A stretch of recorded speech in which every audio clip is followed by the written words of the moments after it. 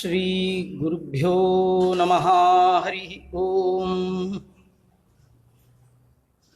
ಶ್ರೀ ವೇದಾಂತ ಮಹಾಚಲಂ ಹಿ ಪರಿತಃ ಸಂಯೋಜ್ಯ ಸೂತ್ರಾಹಿಪಂ ಸದ್ವಾತಾಗಮ ಪೋಷಿತಾತ್ಮ ಹೃದಯಂ ತತ್ಪೂರ್ವ ಪಕ್ಷಾಸುರೈಃ ಸಿದ್ಧಾಂತೋಕ್ತಿ ಸುರೇಶ್ವರೈಶ್ಚ ಮತಿತೋ ಯಕೃಷ್ಣ ದುಗ್ಧಾಂಬುದಿಃ ಸ್ವೀಯಾನಾಂ ಅಮೃತಂ ಪ್ರಯಚ್ಛತಿ ಸಮಾಂ ಪಾಯಾದ್ಗುಣೋದ್ಯನ್ಮಣಿಃ. ಬುದ್ಧಿರ್ಬಲಂ ಯಶೋಧೈರ್ಯಂ ನಿರ್ಭಯತ್ವಮರೋಗತಾ ಅಜಾಡ್ಯಂ ವಾಕ್ಪಟುತ್ವಂಚ ಹನುಮತ್ಸ್ಮರಣಾತ್ ಭವೇತ್. ಭವತಿ ಯದನುಭಾವಾತ್ ಏಡಮೂಕೋಪಿ ವಾಗ್ಮಿ ಜಡಮತಿರಪಿ ಜಂತುರ್ಜಾಯತೆ ಪ್ರಜ್ಞಮೌಲಿಃ. ಸಕಲವಚನ ಚೇತೋ ದೇವತಾ ಭಾರತೀ ಸಾ ಮಮ ವಚಸಿ ನಿಧತ್ತಾಂ ಸನ್ನಿಧಿಂ ಮಾನಸೇ ಚ. ಯಂ ಪ್ರವ್ರಜಂತಮನುಪೇತಮಪೇತ ಕೃತ್ಯಂ ದ್ವೈಪಾಯನೋ ವಿರಹ ಕಾತರಾಜುಹಾವ. ಪುತ್ರೇತಿ ತನ್ಮಯತಯಾ ತರವೋಪಿ ನೇದುಃ ತಂ ಸರ್ವಭೂತ ಹೃದಯಂ ಮುನಿಮಾನತೋಸ್ಮಿ. ನಮೋಸ್ತು ತಾತ್ವಿಕಾ ದೇವಾಃ ವಿಷ್ಣು ಭಕ್ತಿ ಪರಾಯಣಾಃ ಧರ್ಮ ಮಾರ್ಗೇ ಪ್ರೇರಯಂತು ಭವಂತಃ ಸರ್ವ ಏವ ಹಿ. ತಪೋ ವಿದ್ಯಾ ವಿರಕ್ತ್ಯಾದಿ ಸದ್ಗುಣೌಘಾಕರಾನಹಂ ವಾದಿರಾಜ ಗುರೂನ್ ವಂದೇ ಹಯಗ್ರೀವ ಪದಾಶ್ರಯಾನ್. ಮೂಕೋಪಿ ಯತ್ಪ್ರಸಾದೇನ ಮುಕುಂದ ಶಯನಾಯತೆ ರಾಜರಾಜಾಯತೆ ರಿಕ್ತೋ ರಾಘವೇಂದ್ರಂ ತಮಾಶ್ರಯೇ. ತಪಸ್ವಾಧ್ಯಾಯ ಶುಶ್ರೂಷಾ ಕೃಷ್ಣ ಪೂಜಾರತಂ ಮುನಿಂ ವಿಶ್ವೇಶಂ ಇಷ್ಟದಂ ವಂದೇ ಪರಿವ್ರಾಟ್ ಚಕ್ರವರ್ತಿನಂ. ಆಪಾದಮೌಲಿ ಪರ್ಯಂತಂ ಗುರೂಣಾಂ ಆಕೃತಿಂ ಸ್ಮರೇತ್. ತೇನ ವಿಘ್ನಾಃ ಪ್ರಣಶ್ಯಂತಿ ಸಿದ್ಧ್ಯಂತಿ ಚ ಮನೋರಥಾಃ. ಸ್ವಸ್ತಿಸ್ತು ಸತಾಂ ಅಶೇಷ ಸನ್ಮಂಗಲಾನಿ ಭವಂತು. ಶ್ರೀ ಗುರುಭ್ಯೋ ನಮಃ. ಹರಿ ಓಂ.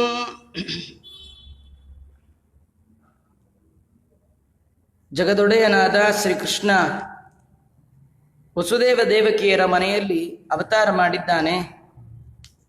ಆ ಸಂದರ್ಭದಲ್ಲಿ ಭಗವಂತನಿಗೆ ಗರ್ಭವಾಸ ದುಃಖ ಇಲ್ಲ ಅಂತ ರಾಜರು ಅನೇಕ ಉದಾಹರಣೆಗಳ ಸಹಿತವಾಗಿ ಪ್ರತಿಪಾದನೆ ಮಾಡಿದ್ದಾರೆ. ಕೃಷ್ಣ ಹುಟ್ಟಿದ ತತ್ಕ್ಷಣ ಮಥುರಾ ಪಟ್ಟಣವನ್ನು ಬಿಟ್ಟು ನಂದಗೋಕುಲದ ಕಡೆಗೆ ಮುಖ ಮಾಡಿ ಹೊರಟಿದ್ದಾನೆ. ರಾತ್ರೋರಾತ್ರಿ ಹುಟ್ಟ ಜಾಗ ಬಿಟ್ಟು ಭಗವಂತ ಹೊರಟ.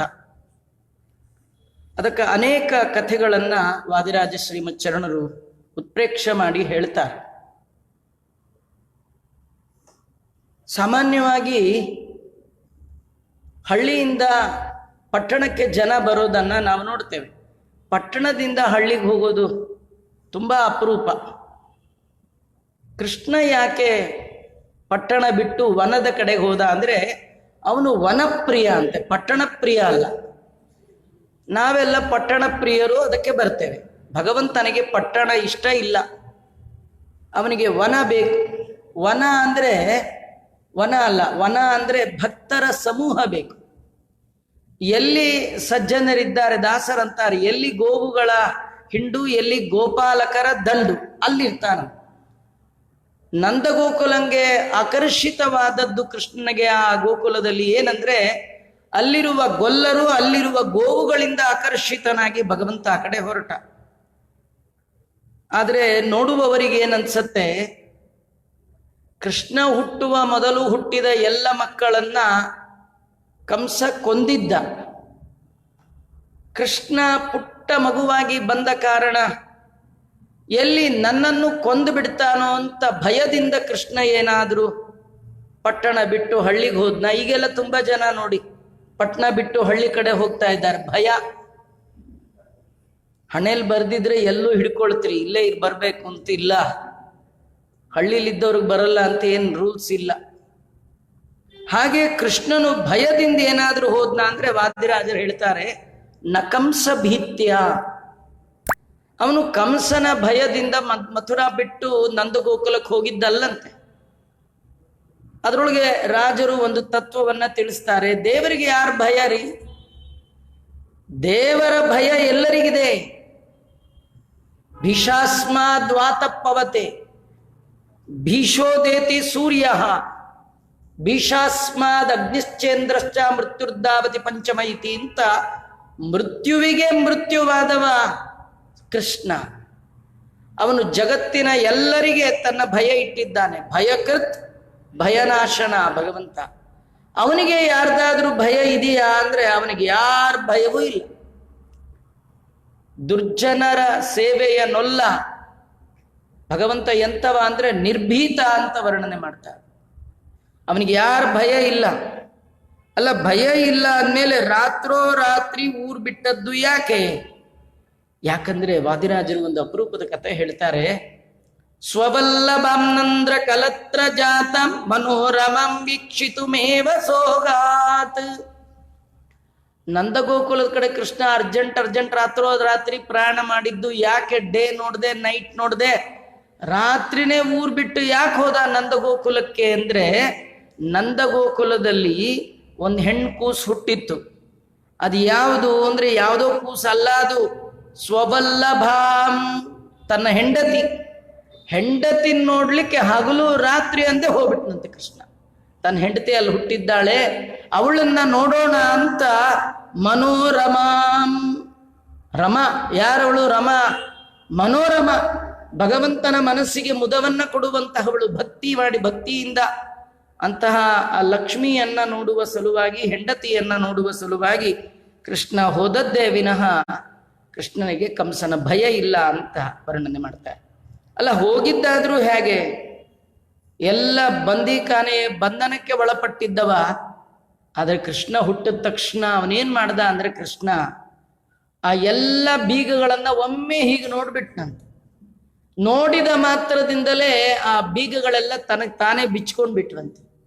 ಕೃಷ್ಣ ಹೇಳ್ತಾನೆ, ನನ್ನ ದೃಷ್ಟಿ ಬಿದ್ರೆ ಸಾಕು, ಎಂಥ ಬಂಧನ ಇದ್ರೂ ಕೂಡ ಆ ಬಂಧನವನ್ನ ನಾನು ಕಡಿಯುವ ಸಾಮರ್ಥ್ಯ ನನ್ನ ನೋಟಕ್ಕಿದೆ ಅಂತ. ವಾದಿರಾಜರು ಮತ್ತೊಂದು ಕತೆ ಹೇಳ್ತಾರೆ. ಅದು ಕೃಷ್ಣ ಹುಟ್ಟಿದ ತಕ್ಷಣ ಬಾಗಿಲು ತನಗೆ ತಾನೇ ತೆಕ್ಕೊಂಡ್ ಬಿಡ್ತಂತೆ. ಹ್ಯಾಕ್ ತೆಕ್ಕೊಳ್ತು? ಯಾರು ತೆಗೆದ್ರು ಅಂದ್ರೆ ವಾದಿರಾಜರು ಹೇಳ್ತಾರೆ, ಚಂದ್ರ ಬಂದು ಬಾಗಿಲು ತೆಗೆದ್ನಂತೆ. ಯಾಕಂದ್ರೆ ಚಂದ್ರನಿಗೆ ಮೊದಲೇ ಗೊತ್ತಿತ್ತು ನಮ್ಮ ಫ್ಯಾಮಿಲಿ ಒಳಗೆ ಕೃಷ್ಣ ಹುಟ್ಟುತ್ತಾನೀಗ ಅಂತ. ಚಂದ್ರವಂಶ ಅದು ತುಂಬಾ ಮೊದಲೇ. ಅದು ಯಾವಾಗ ಅಂದ್ರೆ ತ್ರೇತಾಯುಗದಲ್ಲೇ ಗೊತ್ತಾಗ್ಬಿಟ್ಟಿತ್ತಂತೆ. ಅದು ರಾಮದೇವರದು ಹೆಸರು ರಾಮಚಂದ್ರ. ಅದು ಕೂಡ ಒಂದು ಹಾಡು ಬೇರೆ ದಾಸರದ್ದೇ ಇದೆ ನೋಡಿ, ಚಂದ್ರ ಬೇಕೆಂದು ರಾಮ ಹಠ ಮಾಡಿದ. ಕಡೆಗೆ ಚಂದ್ರ ಕೊಟ್ಟಾಯ್ತೆಲ್ಲ, ಕಥೆ ಗೊತ್ತು ನಿಮಗೆಲ್ಲ. ಚಂದ್ರ ರಾಮನ್ ಕೇಳದ್ನಂತೆ, ರಾಮ ನಿನ್ನ ಹೆಸರೇನು ಅಂತ. ರಾಮ ಅಂದ, ನನ್ನ ಹೆಸರೊಳಗೆ ನಿನ್ನ ಹೆಸರು ಸೇರಿಸ್ಕೊಂಡಿದ್ದೀನಿ, ರಾಮಚಂದ್ರ ಅಂತ ಹೇಳಿದ್ನಂತೆ. ಚಂದ್ರಂಗೆ ಭಾರಿ ಸಿಟ್ಟು ಬಂತಂತ. ಚಂದ್ರ ಅಂತಾನೆ, ನೀ ಹುಟ್ಟಿದ್ದು ಸೂರ್ಯನ್ ವಂಶ, ನೀನ್ ಇಟ್ಕೊಂಡ್ರೆ ನಿಮ್ಮ ವಂಶದ ಹೆಸರು ಇಟ್ಕೊಳ್ಬೇಕು. ಏನ್ ಇಟ್ಕೊಳ್ಬೇಕು? ರಾಮ ಸೂರ್ಯ ಅಂತ ಇಟ್ಕೊಳ್ಬೇಕು. ನೀನು ಹೆಸರು ನಂದು ಇಟ್ಕೊಂಡು ಅವನ ವಂಶದಲ್ಲಿ ಹುಟ್ಟಿದೆಯಲ್ಲ, ನನಗೇನು ಬಂತು ಲಾಭ? ರಾಮ ಅನ್ನಂತೆ, ಬೇಜಾರು ಮಾಡ್ಕೊಳ್ಬೇಡ, ನಂದು ಮುಂದಿನ ಅವತಾರ ನಿನ್ನ ವಂಶದಲ್ಲಿ ಅಂತ ಹೇಳಿದ್ನಂತೆ. ಹೀಗಾಗಿ ಅವತ್ತಿಂದ ಚಂದ್ರ ವೇಟಿಂಗ್, ಕಾಯ್ತಾ ಇದ್ದ, ಯಾವಾಗ ಹುಟ್ಟುತ್ತಾನೋ ಅಂತ. ಹುಟ್ಟದ ಅಂತ ಗೊತ್ತಾಗಿದ್ದೆ ತಡ, ಬಂದದ್ದೇ ಅವನೇ. ಕವಾಟ ಮುದ್ಘಾಟ್ಯ ಗೃಹಾಣಿ ವರ್ತ್ಮಾದ ದುಃಖಿಲಾಸ್ಮೈ ಮಮ ಬುದ್ಧಿರಿತ್ತಂ. ವಾದಿರಾಜರಂತಾರೆ, ಆ ಬಾಗಿಲು ತೆಗೆದದ್ದು ನನಗನ್ಸತ್ತೆ ಆ ವಂಶದ ಹಿರಿಯನಾದ ಚಂದ್ರ ಸಂತೋಷಪಟ್ಟು, ನನ್ನ ವಂಶದಲ್ಲಿ ಭಗವಂತ ಬಂದಿದ್ದಾನ, ಹಾಗಾದ್ರೆ ನಾನೇ ಮೊದಲು ನೋಡ್ಬೇಕು, ಅವನ ಉದ್ಘಾಟನೆ, ಆ ಕವಾಟದ ಉದ್ಘಾಟನೆ ನಾನೇ ಮಾಡ್ತೀನಿ ಈ ಪ್ರೋಗ್ರಾಮ್ಗೆ ಅಂತ ಹೇಳಿ ರಾತ್ರಿ ಅನ್ನೋದು ನೋಡದೆ ಅಷ್ಟೊತ್ನಲ್ಲಿ ಬಂದು ಚಂದ್ರನೇ ವನಸ್ಪತಿಶಃ, ವನಸ್ಪತಿಗಳಿಗೆ ಒಡೆಯನಾದ ಚಂದ್ರ ಅವನು ಬಂದು ಬಾಗಿಲು ತದೀಕ್ಷಣಾರ್ಥಂ. ಈ ಕ್ಷಣ ಅಂದ್ರೆ ನೋಡ್ಲಿಕ್ಕೆ, ಯಾರನ್ನು ನೋಡ್ಲಿಕ್ಕೆ? ಮಗುನ್ ನೋಡ್ಲಿಕ್ಕೆ. ಯಾವುದದು ಮಗು? ಪಾಲಕ, ಜಗತ್ಪಾಲಕನೇ ವಂಶದಲ್ಲಿ ಬಾಲಕನಾಗಿ ಬಂದಿದ್ದಾನೆ, ನೋಡೋಣ ಅಂತ ಬಂದದ್ದು ಅಂತ. ಕೃಷ್ಣ ಪರಮಾತ್ಮ ಬಂದಿದ್ದಾನೆ, ನಂದಗೋಕುಲದ ಕಡೆಗೆ ಬರ್ತಾ ಇದ್ದಾನೆ. ವಾದಿರಾಜರು ಹೇಳ್ತಾರೆ, ಅಲ್ಲೊಂದು ಕಥೆ ನಡೀತು. ವಸುದೇವ ಕೃಷ್ಣನನ್ನ ಕರ್ಕೊಂಡು ಹೊರಟ, ನಂದಗೋಪನ ಮನೆಗೆ ಅಂತ. ಆದರೆ ದಾರಿಯಲ್ಲಿ ಯಮುನಾ ನದಿ ದೊಡ್ಡ ಅಡ್ಡ, ಅದು ಭಾರಿ ಮಳೆ ಪ್ರವಾಹ, ಹೇಗೆ ಹೋಗಬೇಕು? ಆದರೆ ಹೋಗದೆ ವಿಧಿ ಇಲ್ಲ. ಒಂದೇ ಕಾಲಿಟ್ಟ ನೀರೊಳಗೆ ಇದ್ದಕ್ಕಿದ್ದ ಹಾಗೆ ಆ ನದಿಯೇ 2 ಭಾಗ ಆಗೋಯ್ತು. ಅನಾಯಾಸವಾಗಿ ನಡ್ಕೊಂಡು ಹೋಗಿ ಇಟ್ಟು ಬಂದ್ಬಿಟ್ಟ. ಈ ಕಥೆಯನ್ನ ವಾದಿರಾಜರು ಬಹಳ ಅದ್ಭುತವಾಗಿ ತಿಳಿಸ್ಕೊಡ್ತಾರೆ. ಈ ಕಥೆ ಒಳಗೆ ತುಂಬ ವಿಷಯ ಇದೆ. ಜೀವನದಲ್ಲಿ ದೇವರನ್ನ ಹಿಡ್ಕೊಂಡು ಹೋಗ್ತೀನಿ ಅಂದವ್ರಿಗೆ ತುಂಬ ತಾಪತ್ರಯಗಳು ಬರ್ತಾ ಇರುತ್ತೆ. ಸುಲಭ ಅಲ್ಲ. ದೇವರು, ಧರ್ಮ, ಆಚಾರ ಅದನ್ನೆಲ್ಲ ಮಾಡೋದು ಅಷ್ಟು ಸುಲಭ ಅಲ್ಲ, ಕಷ್ಟ ಇದೆ. ಯಾರಿಗೆ ಸಂಯಮ ಇದೆ, ಯಾರಿಗೆ ಸಹನಾ ಶಕ್ತಿ ಇದೆ, ಯಾರಿಗೆ ತಾಳ್ಮೆ ಇದೆ, ಯಾರಿಗೆ ಇಂದ್ರಿಯ ನಿಗ್ರಹ ಇದೆ, ಯಾರಿಗೆ ಭಗವನ್ನಿಷ್ಠತ ಇದೆ, ಅವರು ಮಾತ್ರ ಈ ಎಲ್ಲ ಪರೀಕ್ಷೆ ಒಳಗೂ ಪಾಸ್ ಆಗ್ಬೋದು. ನೋಡಿ, ನೀವು ದೇವರು, ಧರ್ಮ, ಆಚಾರ, ಮಡಿ ಇದೆಲ್ಲ ಬಿಡಿ, ಆರಾಮಾಗಿರ್ತೀರಿ. ನೀವು ಸ್ವಲ್ಪ ಹಿಡೀರಿ, ಪ್ರಾಬ್ಲಮ್. ಎಲ್ಲಿ ಮನೆ ಸಿಗಲ್ಲ, ಬಾಡಿಗೆ ಮನೆ ಕೊಡಲ್ಲ, ನೀವು ಬೆಳಗ್ಗೆ ಗಂಟೆ ಬಾರಿಸ್ತೀರಿ, ಜಾಂಟೆ ಅಗ್ಗಿಷ್ಟಿಗೆ ಹೊಚ್ಕೊಂಡು ಕೂತ್ಬಿಡ್ತೀರಿ, ಎಲ್ಲ ಗೋಳು. ಅದಕ್ಕೆ ನಿಮ್ಮ ಮನೆ ಸಿಗಲ್ಲ, ಬಹಳ ಕಷ್ಟ. ಅದಕ್ಕೆ ಎಲ್ಲ ಬಿಟ್ಟು ಬಿಡ್ತಾರೆ. ಆರಾಮ್, ನಮಗೆ ಸುಖವಾಗಿರ್ಬೇಕು, ಸುಲಭವಾಗಿರ್ಬೇಕು. ಸುಖ ಸುಲಭಕ್ಕಾಗಿ ಬಿಟ್ಟದ್ದು 2, ಒಂದು ದೇವರು, ಇನ್ನೊಂದು ಧರ್ಮ, ಒಂದು ಮಡಿ, ಒಂದು ಆಚಾರ. ಇವೆರಡು ಬಿಟ್ಬಿಟ್ರೆ ಸಾಕು. ನೀವು ದೇವರು ಧರ್ಮ ಹಿಡೀರಿ, ಹೆಜ್ಜೆಗೆ ಪ್ರಾಬ್ಲಮ್. ವಾದಿರಾಜರು ಹೇಳ್ತಾರೆ, ಭವ ಪ್ರವಾಹೋಪಿ, ಸಂಸಾರ ದೊಡ್ಡ ಸಾಗರ.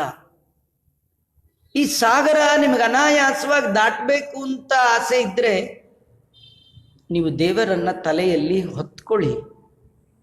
ಆಚಾರ್ಯ ವಸುದೇವನಿಗೇನೋ ಇದ್ದ, ಕೃಷ್ಣ ತಲೆ ಮೇಲೆ ಹೊತ್ಕೊಂಡೋದ, ನಮಗೆ ಎಲ್ಲಿದೆ ಅನ್ಬೇಡಿ. ವಸುದೇವ ಕೃಷ್ಣನನ್ನ ತಲೆಯಲ್ಲಿ ಹೊತ್ತ, ನೀವು ಅಷ್ಟೇ ಕೃಷ್ಣನನ್ನ, ವಿಷ್ಣುವನ್ನ ತಲೆಯ ಒಳಗೆ ಹೊತ್ಕೊಳ್ಳಿ. ದೇವರ ಸ್ಮರಣೆಯನ್ನ ತಲೆಯಲ್ಲಿ ಸದಾ ಮಾಡಿ, ಆಗ ನಿಮಗೆ ಸಂಸಾರ ಅನ್ನುವ ಸಾಗರವೂ ಕೂಡ ದಾರಿ ಬಿಡತ್ತೆ.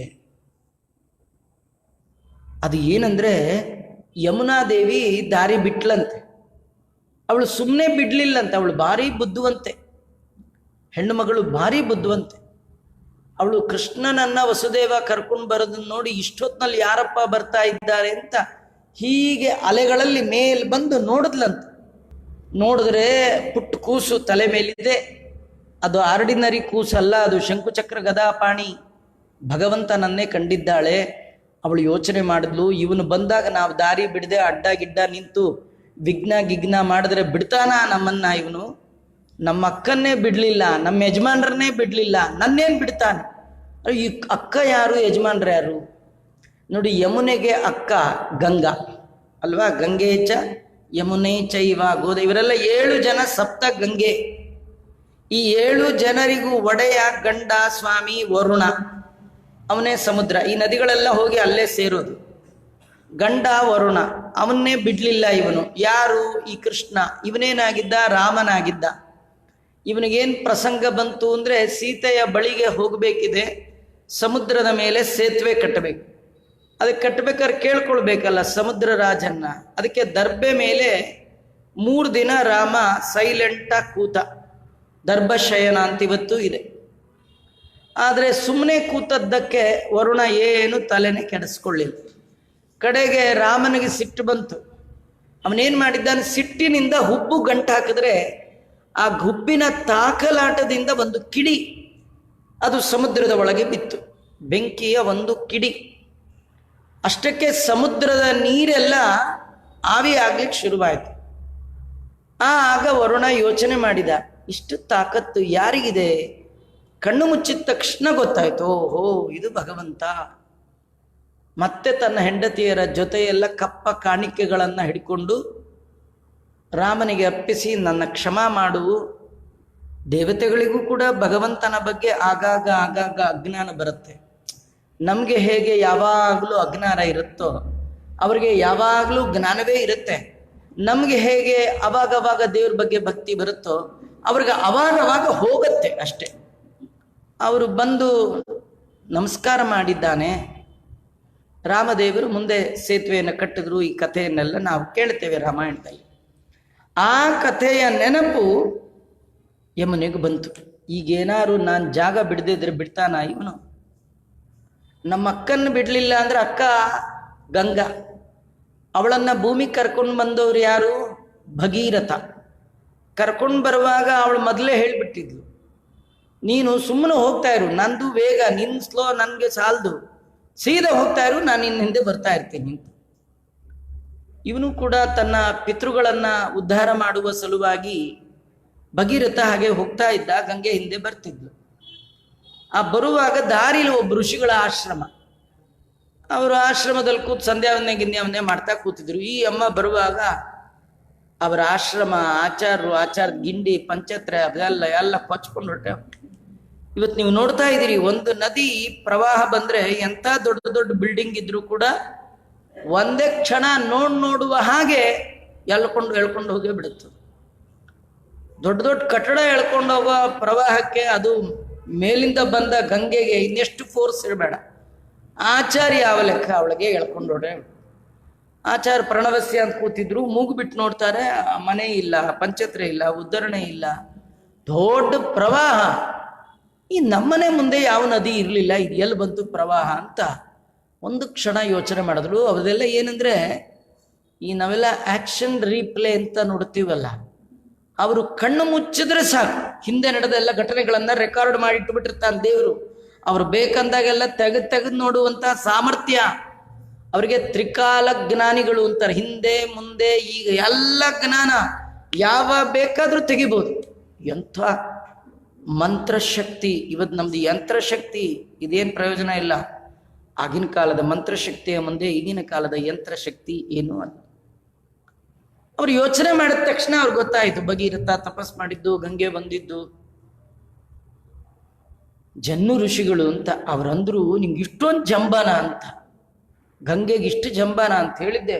ಸುಮ್ಮನೆ ಹಿಂಗೆ ಕೈ ಹಾಕಿ ಕೇಶವಾಯ ಸ್ವಾಹ ಅಂದ್ರು, ನಾರಾಯಣಾಯ ಸ್ವಾಹಾಗೆ ನೀರೇ ಇಲ್ಲ. ಅವು ಭಾರಿ ಜೋರ್ ಬಂದ ಗಂಗೆಯನ್ನು ಒಂದೇ ಡ್ರಾಪ್ ಮಾಡಿ ಕುಡಿದು ಬಿಟ್ರು. ಎಂಥ ಒಂದು ಸಾಮರ್ಥ್ಯ! ಇವ್ರದೊಂಥರ ಸಾಮರ್ಥ್ಯ. ಇವ್ರಿಗಿಂತ ಇನ್ನೊಬ್ರು ಭಗವದ್ ಭಕ್ತರು ಅಗಸ್ತ್ಯರು. ಅವರು ಸಮುದ್ರವನ್ನೇ ಚುಲಕಿ, ಸಮುದ್ರ ನದಿ ಅಲ್ಲ, ಎಲ್ಲಾ ನದಿಗಳು ಸೇರುವ ಸಮುದ್ರವನ್ನೇ ಕೈಯಲ್ಲಿ ಹಾಕೊಂಡು ಕೇಶವಾಯಸ್ವ ಅಂದ್ರೆ ಮುಗಿದೋಯ್ತು. ನಮ್ಗಿದು ನಂಬಲಿಕ್ಕೂ ಸಾಧ್ಯ ಇಲ್ಲ. ಆದ್ರೆ ಅವ್ರ ಶಕ್ತಿ ಊಹಾತೀತ, ನೀವು ಇಮ್ಯಾಜಿನ್ ಮಾಡ್ಕೊಳ್ಳಿಕ್ಕೂ ಸಾಧ್ಯ ಇಲ್ಲ ಅವರ ತಪಸ್ಸಿನ ಶಕ್ತಿ. ಕಡೆಗೆ ಭಗೀರಥ ಮುಂದೆ ಹೋಗ್ತಿದ್ದ, ಈ ಗಂಗೆ ಶಬ್ದವೇ ಇಲ್ದಂಗೆ ಆಯ್ತಲ್ಲ, ಎಲ್ಲಿ ನೋಡ್ತಾನೆ ಪೂರಾ ಪ್ಲೇ ಗ್ರೌಂಡ್ ಆಗ್ಬಿಟ್ಟಿದೆ. ಆಚಾರ ಕೂತ್ ಸಂಧ್ಯಾ ಗೊತ್ತಾಯ್ತು ಈ ಆಚಾರದೇ ಮಹಿಮಾ ಅಂತ ಹೇಳಿ ಆಚಾರ ಕೈ ಮುಗಿದ ಮೇಲೆ ಆಚಾರ್ಯರು ಆಯ್ತಪ್ಪ ಅಂತ ಹೇಳಿ ಕಿವಿಯಿಂದ ಸಣ್ಣ ಕಳಿಸ್ಕೊಟ್ರಂತೆ. ಅವಳೇ ಜಾಹ್ನವಿಯಾಗಿ ಮುಂದೆ ಬಂದ್ಲು ಅನ್ನುವ ಕಥೆ. ಇದೆಲ್ಲ ಕೃಷ್ಣನನ್ನ ವಸುದೇವ ಹೊತ್ತುಕೊಂಡು ಬಂದಾಗ ಯಮುನೆಯ ಚಿಂತನೆಯ ಒಳಗೆ ಬಂತು. ಇಂಥ ಘಾಟಿ ಇವನಲ್ಲ, ಇವನ ಭಕ್ತರೇ ಘಾಟಿ. ಇವನಿನ್ನಷ್ಟು, ಇವನ್ನೇನಾರು ಎಡವಕ್ಕಾಗತ್ತಾ ತಡವಕ್ಕಾಗತ್ತಾ? ನಾನು ಬುದ್ಧಿವಂತಳಾಗಬೇಕಾದ್ರೆ ದೊಡ್ಡವರು ಬಂದಾಗ ತಗ್ಗಿ ಬಗ್ಗಿ ಬಾಗಿ ನಡೆದರೆ, ಭಗವಂತನ ಭಕ್ತರು ಬಂದಾಗ ಬೀಗದೆ ಬಾಗಿದರೆ ಭಗವಂತ ಉದ್ಧಾರ ಮಾಡ್ತಾನೆ ಅಂತ ತೋರಿಸ್ಲಿಕ್ಕೆ ಯಮುನೆ ತಾನು ಜಾಗವನ್ನ ಮಾಡಿಕೊಟ್ಟಿದ್ದಾಳೆ ಎನ್ನುವ ಕಥೆಯನ್ನ ಅನೇಕ ರೀತಿಯಿಂದ ವರ್ಣನೆ ಮಾಡ್ತಾರೆ. ಆಮೇಲೆ ಏನೇ ಆಗ್ಲಿ ಕೃಷ್ಣನ ಕಥೆ ಕೇಳುವಾಗ ಕೆಲವ್ರಿಗನ್ಸೋದು, ಏನೇ ನೀವು ಬೇಕಾದ ಪುರಾಣ ಹೇಳಿ ಆಚಾರ್ಯ, ರಾತ್ರಿ ಕಳ್ಳರ ತರ ದೇವರು ಊರಿಂದ ಊರು ಬಿಟ್ಟು. ಕೆಲವರು ತುಂಬಾ ಚೀಟಿ ಗೀಟಿ ಹಾಕಿ ಸಾಲಾಗಿಲ್ಲ ಕುತ್ತಿಗೆ ಬಂದಾಗ ಏನ್ ಮಾಡ್ತಾರೆ, ಡೇ ಟೈಮಲ್ಲಿ ಮೆರವಣಿಗೆ ಮಾಡ್ಕೊಂಡು ಹೋಗ್ತಾರ. ಊರ್ ಬಿಟ್ಟು ಹೋಗುವಾಗ ಹೇಗೆ ಹೋಗ್ತಾರೆ, ಬೆಳಗ್ಗೆ ಓಡಾಡ್ಕೊಂಡಿರ್ತಾರೆ, ನಾಳೆ ಕೊಡ್ತೀನಿ ಇಂದಿರ್ತಾರೆ, ರಾತ್ರಿನೇ ಹೊರಟೋಗ್ತಾರೆ. ಹಾಗೆ ನಿಮ್ ಕೃಷ್ಣನು ಕೂಡ ಅವ್ನ್ ಕಳ್ಳ ಹೆಸರಿಗೆ ತಕ್ಕಾಗ ರಾತ್ರೋ ರಾತ್ರಿ ಜಾಗ ಖಾಲಿ ಮಾಡ್ದ. ದೊಡ್ಡ ರಾಜ ಅಲ್ಲ, ರಾಜ ಅಂತೀರಿ, ರಾಜ ಅಂದ್ಮೇಲೆ ಮೆರವಣಿಗೆಯಲ್ಲಿ ಹೋಗ್ಬೇಕಲ್ಲ. ವಾದಿರಾಜರಂತಾರೆ ನಮ್ ಕೃಷ್ಣ ಮೆರವಣಿಗೆಯಲ್ಲೇ ಹೋಗಿದ್ದು ಅಲ್ಲ, ನಮ್ಗೇನ್ ಗೊತ್ತಾಗ್ಲಿಲ್ಲ. ರಾತ್ರಿ ನೀವು ಮಲಗಿದ್ರೆ ಅವನೇನ್ ಮಾಡ್ತಾನೆ, ಅವನು ಹೋಗುವಾಗ ಭಾರೀ ವೈಭವದ ಮೆರವಣಿಗೆ. ಹೌದಾ ಅಲ್ವಾ? ನೀವು ನೋಡಿ ತಿರುಪ್ತಿಲಿ ರಾತ್ರಿ ಉತ್ಸವಗಳೆಲ್ಲ, ಈಗ ನವರಾತ್ರ ಉತ್ಸವಗಳೆಲ್ಲ ಆಗತ್ತೆ.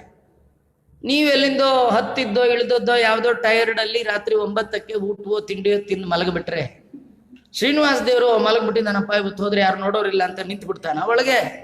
ಅವನ್ ಬರೋದು ಬಂದೇ ಬರ್ತಾನೆ. ಅವನಿಗೆ ಅಂತ ಅವನ್ ಜನ ಆ ಬಾರಿಸೋರು ಊದೋರು ಎಲ್ಲ ತಿರುಗ್ತಿಯವರು ಅವ್ರು ಫಿಕ್ಸ್ ಮಾಡ್ಕೊಂಡ್ಬಿಟ್ಟಿದ್ದಾರೆ. ನಿಮ್ಮನ್ನ ಯಾರು ಕಾಯಲ್ಲ, ನೀವು ಬಂದ್ರೆ ಬರ್ಬೋದು, ಬಿಟ್ರೆ ಬಿಡ್ಬೋದು. ತಿಮ್ಮಪ್ಪ ಹೊರಟ ಅಂತಾದ್ರೆ ಪಂಜ್ ಹಿಡಿಯೋರು, ಚಾಮ್ರಾ ಬೀಸೋರು, ವೇದ ಪಾರಾಯಣ ಮಾಡೋರು, ವಾದ್ಯವರು ಅವರೆಲ್ಲ ಇದ್ದೇ ಇರ್ತಾರಲ್ಲ. ಆಚಾರ್ಯ ನಾವು ನೋಡ್ಲಿಲ್ಲ, ನೀ ಮಲಗಿದ್ರೆ ಅವ್ರೇನ್ ಮಾಡ್ತಾರೆ ಅಲ್ವಾ? ಹಾಗಾದ್ರೆ ಕೃಷ್ಣನು ಹೋಗುವಾಗ ಗರ್ಜದ್ವಾಹಕ ದುಂದುಬಿಹಿ ಪರಿಪಟನ್ ಗಂಧರ್ವ ಬಂದಿಧ್ವನಿ ಹಸ್ತಾಬ್ಜೆ ಧ್ವಜ ಚಿನ್ನಿತೆ ಸ ನಿವಸನ್ ಸತ್ಪುಷ್ಪಕ ಶ್ರೀಮುಷಿ ಸ್ವರ್ಮುಕ್ತ ಮಲಮಾಲ್ಯ ಚಾಮರ ಗಣೈ ಛತ್ರಾಹಿತಾಹೀಶ್ವರ ಶಕ್ರಾದ್ಯೈ ಪರಿವಾರಿತಃ ಪತಿಯಯೌ ರಾಜಾದಿ ರಾಜ ಪ್ರಭು. ಭಗವಂತ ರಾಜರಿಗೆಲ್ಲ ರಾಜ, ಅವನು ರಾಜ ಅಲ್ಲ, ಕಿಂಗ್ ಮೇಕರ್. ಅವನು ರಾಜರನ್ನ ಮಾಡುವವ ಅಲ್ಲ. ಅವನು ಹೋಗುವಾಗ ಏನು ಗೊತ್ತೇ ಆಗ್ಲಿಲ್ಲ, ಮೆಲ್ಲಗೆ ಯಾರಿಗೂ ಗೊತ್ತಾಗ್ಲಿಲ್ಲ ಅಂದ್ರೆ ಬೇಕಾದಷ್ಟು ಮೇಘದ ಧ್ವನಿ, ಮಳೆಯ ಸಿಡಿಲು, ಅದೆಲ್ಲ ಸಿಡ್ಲು ದೇವತೆಗಳ ವಾದ್ಯ ಅದು. ಆ ಧ್ವನಿ ಅಲ್ಲ, ಸ್ತೋತ್ರ, ಗಂಧರ್ವರು ಸ್ತೋತ್ರ ಮಾಡ್ತಾ ಇದ್ದಾರೆ. ಪುಷ್ಪಕದ ವಿಮಾನ, ಅದರ ಕಾಂತಿಯನ್ನ ಮೀರಿಸುವಂಥದ್ದು ಭಗವಂತನ ಹಸ್ತಾರವಿಂದದಲ್ಲಿರುವಂತಹ ಧ್ವಜ ವಜ್ರಾಂಗುಶ ರೇಖಾಂಕಿತವಾದ ಚಿಹ್ನೆಗಳು. ಭಗವಂತ ಹೊರಟಾಗ ರಾಜರಿಗೆ ಹಿಡಿಯುವ ಶ್ವೇತ ಛತ್ರಿಯಂತೆ ಸ್ವತಃ ಶೇಷದೇವರು ಛತ್ರಿ ಅಂತ ಹಿಡಿದು ಬಂದಿದ್ದಾನೆ. ಯಾರೋ ಕೇಳಿದ್ರಂತೆ, ಅದೇನ್ರಿ ಮಿಡ್ ನೈಟ್ ಅಲ್ಲಿ ಛತ್ರಿ ಹಿಡ್ಕೊಂಡು ಹೊರಟಿದ್ದೀರಿ ಅಂತ. ಅದಕ್ಕೆ ರಾಜರು ಹೇಳ್ತಾರೆ, ಅದು ಛತ್ರಿ ಹಿಡ್ಕೊಂಡದ್ದು ಅಲ್ಲಂತೆ. ಶೇಷದೇವರು ಹೀಗೆ ಛತ್ರಿ ಆಕಾರದಲ್ಲಿ ಬಂದು ದೇವರ ಕಿವಿಲಿ ಗುಟ್ಟು ಹೇಳ್ತಾ ಇದ್ದಾರಂತೆ. ಏನ್ ಗುಟ್ಟು? ಸ್ವಾಮಿ, ಈ ಜನ್ಮದಲ್ಲಿ ಈ ಅವತಾರದಲ್ಲಿ ನನಗೆ ಅಣ್ಣನ್ ಪೋಸ್ಟ್ ಕೊಟ್ಟಿದೀಯ, ನೀ ಡೈಲಿ ನಂಗೆ ನಮಸ್ಕಾರ ಮಾಡ್ತೀಯ, ಆದ್ರೂ ನಾನು ನಿನಗೆ ಅಣ್ಣ ಅಲ್ಲ, ನಾನು ನಿನಗೆ ಎಂದೆಂದು ದಾಸ ಅಂತ ಕಿವಿಲಿ ಬಂದು ಹೇಳ್ತಾ ಇದ್ದಾರಂತೆ. ಯಾಕಂದ್ರೆ ಮುಂದೆ ಇದೇನು ಹೇಳಿಕ್ ಪುರ್ಸೊತ್ತಿಗಲ್ಲ. ಕೃಷ್ಣ ದೊಡ್ಡವನಾಗ್ಬಿಟ್ಟ ಅಂದ್ರೆ ಮುಗೀತು, ಅವ್ನು ಬಿಸಿ ಶೆಡ್ಯೂಲ್ ಅವನು. ಹಾಗಾಗಿ ಅವನ ಹತ್ರ ಮಾತಾಡ್ಲಿಕ್ಕೆ ಆಗೋಲ್ಲ. ಇದು ಆರಾಮ್, ರಾತ್ರಿ ಹೊತ್ತು ಯಾರು ಇರಲ್ಲ, ಈಗ ಹೇಳೋದು ಹೇಳ್ಬಿಡೋಣ ಅಂತ ಹೇಳಿ ಒಂದು ಗುಟ್ಟು ಹೇಳಬೇಕಿತ್ತಂತೆ, ಪುರುಸೊತ್ತಾಗಿಲ್ಲ. ಅದಕ್ಕೆ ಶ್ವೇತ ಛತ್ರದಂತೆ ಬಂತು. ನಾನು ಅಣ್ಣ ಅಲ್ಲ, ಜಗತ್ತಿಗೆ ದೊಡ್ಡವ ನೀನೇ, ನಾನು ದೊಡ್ಡವ ಅಲ್ಲ ಅಂತ ಕಿವಿಯಲ್ಲಿ ಬಂದು ಹೇಳ್ತಾ ಇದ್ದಾರೆ. ಛತ್ರದಂತೆ ಹಿಡಿದು ಬಂದಿದ್ದಾನೆ. ದೇವರಿಗೆ ಪರಿವಾರ ದೇವತೆಗಳಾಗಿ ಶಕ್ರಾದ್ಯೈ ಪರಿವಾರಿತ. ದೇವರು ಹೊರಟ ಅಂದ್ರೆ ಎಲ್ಲ ದೇವತೆಗಳು ಹಿಂದೆ ಹೋಗ್ತಾರಂತೆ. ಲಕ್ಷ್ಮಣ ನನ್ನ ನೊದಗುವ ಬಕುತರ ಅವಸರಕ್ಕೆ ಅಮರಗಣ ಸಹಿತ ಅವನೊಬ್ಬನೇ ಬರೋದಿಲ್ಲಂತೆ. ಅವು ಎಲ್ಲಿ ಹೋದರೂ ಅವನನ್ನ ಹಿಂಬಾಲಿಸ್ಲಿಕ್ಕೆ ದೇವತೆಗಳು ಇರ್ತಾರೆ, ಅವರೆಲ್ಲ ಹೊರಟಿದ್ದಾರೆ. ಹಾಗೆ ಕೃಷ್ಣ ರಾಜಾದಿರಾಜನಂತೆ ಹೊರಟ ಅಂತ ಹೇಳ್ತಾ ಇದ್ದಾರೆ. ಕಡೆಗೆ ಬಂದ್ರೆ ನಂದಗೋಕುಲದಲ್ಲಿಯೂ ಕೂಡ ಎಲ್ಲ ನಿದ್ದೆ ಮಾಡಿಬಿಟ್ಟಿದ್ದಾರೆ. ಸರಿ, ವಸುದೇವ ಬಂದ. ಯಶೋದೆಯ ಪಕ್ಕದಲ್ಲಿತ್ತು ಒಂದು ಪುಟ್ಟ ಹೆಣ್ಣು ಕಂದ. ಈ ಗಂಡು ಮಗುವನ್ನಲ್ಲಿಟ್ಟ, ಹೆಣ್ಣು ತಗೊಂಡು ಹೊರಟ. ಮಗ ಆಶ್ಚರ್ಯ ಏನಂದ್ರೆ, ಆ ತಾಯಿಗಾದ್ರೂ ಎಚ್ಚರ ಬೇಡವಾ ಅಂದ್ರೆ ಇಲ್ಲಂತ, ಅವಳಿಗೂ ಎಚ್ಚರ ಇಲ್ಲಂತ. ಹಡದಂತಹ ಯಶೋದೆ, ಮಗು ಹಡ್ದದ್ದು ಗೊತ್ತಾಯ್ತು ಅವಳಿಗೆ, ಆದ್ರೆ ಗಂಡೋ ಹೆಣ್ಣೋ ಅಂತ ನೋಡೋದ್ರೊಳಗೆ ತಿಳ್ಕೊಳ್ಳೋದ್ರೊಳಗೆ ನಿದ್ದೆ ಬಂದ್ಬಿಡ್ತಂತ. ಕೆಲವರು ಸೀರಿಯಲ್ ನೋಡ್ತಾ ಹಾಗೆ ನಿದ್ದೆ ಮಾಡ್ಬಿಡ್ತಾರೆ, ಆರ್ಸಕ್ಕೂ ಪುರುಷ. ನಿದ್ದೆ ನಮ್ಮ ಕೈಲಿಲ್ಲ ರೀ. ಎಷ್ಟೋ ಜನಕ್ಕೆ ನಿದ್ದೆ ಮಾಡಿದ್ದು ಗೊತ್ತಾಗಲ್ಲ. ಅದಕ್ಕೆ ಆಗಾಗ ಚಪ್ಪಾಳೆ ಹೊಡೆಯೋದು ಏನೋ ಪ್ರೋಗ್ರಾಮ್ಗಳು ಇಟ್ಕೊಂಡಿರ್ತಾರೆ. ಯಾಕಂದ್ರೆ ನಿದ್ದೆವ್ರು ಎದ್ದೇಳ್ಬೇಕಲ್ಲ. ಸೌಂಡ್ಗಾರು ಹೇಳ್ತಾರೆ, ಇಲ್ಲೇ ಸೈಲೆಂಟ್ ಆಗಿ ಕೂತಿದ್ರೆ ಫಸ್ಟ್ ಕ್ಲಾಸ್ ಫ್ಯಾನ್ ಹಾಕಿರುತ್ತೆ, ಒಬ್ಬರೇ ಕಿರ್ಚ್ಕೋತಿರ್ತಾರೆ, ಆರಾಮಾಗಿ ಹಾಗೆ ನಿದ್ದೆ ಬಂದ್ಬಿಡುತ್ತೆ, ಫ್ರೀ. ನಮ್ಮ ಕೈಲಿಲ್ಲ, ಯಾರು ಮಾಡಬೇಕು ಅಂತ ಬರಲ್ಲ, ಬಂದ್ರೆ ಅದು ನಮ್ಮ ಕೈಲಿಲ್ಲ. ಇದು ಏನಾಗಿತ್ತು ಅಂದ್ರೆ, ನಂದಗೋಪನ ಮನೆಯಲ್ಲಿ ಅಲ್ಲಿ ಹುಟ್ಟಿದ ಹೆಣ್ಣು ಮಗು ನಿದ್ದೆಗೆ ಅಭಿಮಾನಿ ದೇವತೆ ದುರ್ಗಾದೇವಿ. ಹಾಗಾಗಿ ಬಂದ ತಕ್ಷಣ ಅವ್ರ ಅಮ್ಮಂಗೆ ಹಾಕಿದ್ಲು ಟೋಪಿ, ಮಾಡು ನಿದ್ದೆ ಅಂತ. ಯಾಕೆ ಹಾಕಿದ್ಲು ಅಂದ್ರೆ, ನಮ್ಮ ಯಜಮಾನ್ರು ಬರ್ತಾ ಇದ್ದಾರೆ, ನೀನ್ ನೋಡ್ಬೇಡ ನಾನು ನೋಡ್ತೇನೆ ಅಂತ. ಆ ಗಂಡ ಹೆಂಡತಿ ಏಕಾಂತವಾಗಿ ನೋಡುವಾಗ ಇನ್ಯಾರ ಮಧ್ಯೆ ಹೋದ್ರೆ ಚೆನ್ನಾಗಿರಲ್ಲ. ಯಾಕಂದ್ರೆ ಆ ನೋಟದಲ್ಲಿಯೇ ಅವರ ಭಾವನೆಗಳಿರುತ್ತೆ. ಹೀಗಾಗಿ ಅನಾದಿ ದಂಪತಿಗಳು, ತಂದೆ ತಾಯಿಗಳು. ಹೀಗಾಗಿ ಲಕ್ಷ್ಮಿ ಗಂಡ ಬರುವಾಗ ಇವರೆಲ್ಲ ಎದ್ದಿರೋದು ಬೇಡ ಅಂತ ಎಲ್ಲರನ್ನೂ ಮಲಗಿಸ್ಬಿಟ್ಟಿದ್ಲು. ಅದು ಸಜ್ಜನರ ಲಕ್ಷಣವೂ ಹೌದು. ದುರ್ಗಾದೇವಿ, ದುರ್ಗೆ ಅಂದ್ರೆ ಕತ್ತಲು ಬಂದಾಗ ನಿದ್ದೆ ಮಾಡೋದು ಕ್ರಮ, ಬೆಳಕು ಬಂದಾಗ ಎಚ್ಚರದಲ್ಲಿ ಎಲ್ಲ ಕಾರ್ಯಕ್ರಮ. ಆಚಾರ್ಯ ನನಗೆ ಬೆಳಗ್ಗೆ ಹೊತ್ತು ಪೂಜೆ ಆಗಲ್ಲ, ಅದಕ್ಕೆ ಎಲ್ಲ ಮಲಗಿದ ಮೇಲೆ 10-10ವರೆಗೆ ಸ್ನಾನ ಮಾಡಿ 11ವರೆಗೆ ಮಡಿ ಉಟ್ಕೊಂಡು 1 ಗಂಟೆ ತನಕ ದೇವ್ರ ಪೂಜೆ ರಾತ್ರಿ ಮಾಡ್ತೀನಿ ಅಂದ್ರೆ ಅದು ಪೂಜೆನಾ? ಅದು ಹಾಗೆ ಮಾಡ್ಬೋದಾ? ಇಲ್ಲ. ಅವಾಗ ಏನ್ ಮಾಡ್ಬೇಕು? ಫಸ್ಟ್ ಕ್ಲಾಸ್ ನಿದ್ದೆ ಮಾಡ್ಬೇಕು. ಅದು ಸಜ್ಜನರ ಕ್ರಮ ಅಷ್ಟೇ ಅಲ್ಲ. ಅದು ದುರ್ಗೆ ಅಜ್ಞಾನಕ್ಕೆ ಅಭಿಮಾನಿ ದುರ್ಗಾ. ಆ ದುರ್ಗಾದೇವಿ ಬಂದು ತಮಸ್ಸಿಗೆ ಅಭಿಮಾನಿ. ಅವಳು ಬಂದಾಗ ಅಲ್ಲಿರೋರೆಲ್ಲ ಕಣ್ಣು ಮುಚ್ಕೊಂಡ್ರು. ಅವ್ ಯಾಕೆ ಕಣ್ಣು ಮುಚ್ಚಿದ್ರು, ನಿದ್ದೆ ಮಾಡಿದ್ರು ಅಂದ್ರೆ, ಅವ್ರಂತಾರೆ ನಮಗೆ ಲಕ್ಷ್ಮಿ ಬೇಡ, ನಮಗೆ ದುರ್ಗೆ ಬೇಡ, ನಮಗೆ ತಮಸ್ಸು ಬೇಡ, ಅಜ್ಞಾನ ಬೇಡ, ಏನ್ ಬೇಕು? ನಾವು ಕೃಷ್ಣ ಬಂದಾಗ ಮಾತ್ರ ಕಣ್ಣು ಬಿಡ್ತೀವಿ ಅಂತ. ಅವರು ಕೃಷ್ಣನಿಗಾಗಿ ಕಣ್ಣು ಬಿಡೋಣ ಅಂತ ಕಾಯ್ತಾ ಮಲಗಿದ್ರು. ಸಜ್ಜನರ ಲಕ್ಷಣ. ಈ ಕಂಸನ ಕಡೆಯವರಿಗೆ ಕೃಷ್ಣ ಬೇಡ, ಕೃಷ್ಣ ಬರ್ತಾನೆ ಅಂದ್ರೆ ಕಣ್ಣು ಮುಚ್ಕೊಂಡ್ಬಿಡು, ಲಕ್ಷ್ಮಿ ಬರ್ತಾಳೆ ಅಂದ್ರೆ ಕಣ್ಣು ಬಿಡೋದು, ಇದು ಅವ್ರ ಬುದ್ಧಿ. ಹೀಗಾಗಿ ಅವರೆಲ್ಲ ಕಣ್ಣು ಮುಚ್ಕೊಂಡಿದ್ರು. ಅವರಿಗೆ ಕೃಷ್ಣ ಬೇಡ. ಕೃಷ್ಣ ಅಂದ್ರೆ ಜ್ಞಾನ, ಅದು ಅವರಿಗೆ ಬೇಡ. ದುರ್ಗೆ ಅಥವಾ ಲಕ್ಷ್ಮಿ, ಅವಳು ಪ್ರಕೃತಿಯ ಗುಣಗಳಿಂದ ಬಂಧನ ಮಾಡುವಳು, ಬಂಧನಕ್ಕೆ ಅಭಿಮಾನಿ. ಇವರು ಬಂಧನ ಇವರಿಗೆ ಬೇಡ, ಮೋಕ್ಷ ಅವರಿಗೆ ಬೇಡ. ಬಂಧನ ಯಾರಿಗೆ ಬೇಡ? ನಂದಗೋಕುಲದವರಿಗೆ, ಅದು ಕಣ್ಮುಚ್ಚಿಬಿಟ್ಟಿದ್ರು. ಮೋಕ್ಷ ಯಾರಿಗೆ ಬೇಡ?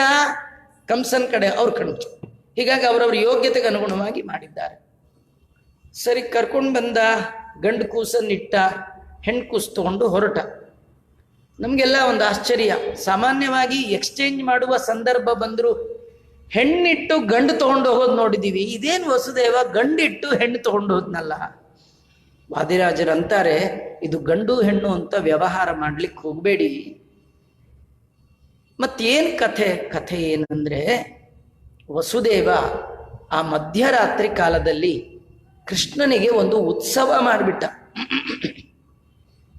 ಕೃಷ್ಣನಿಗೆ ತನ್ನನ್ನೇ ವಾಹನವನ್ನಾಗಿ ಮಾಡಿಕೊಂಡು ಕೃಷ್ಣನ ಉತ್ಸವವನ್ನ ಮಾಡ್ದ. ದೇವರನ್ನ ಹೊತ್ತು ಉತ್ಸವ ಸೇವಾ ಫಲ ಇದು.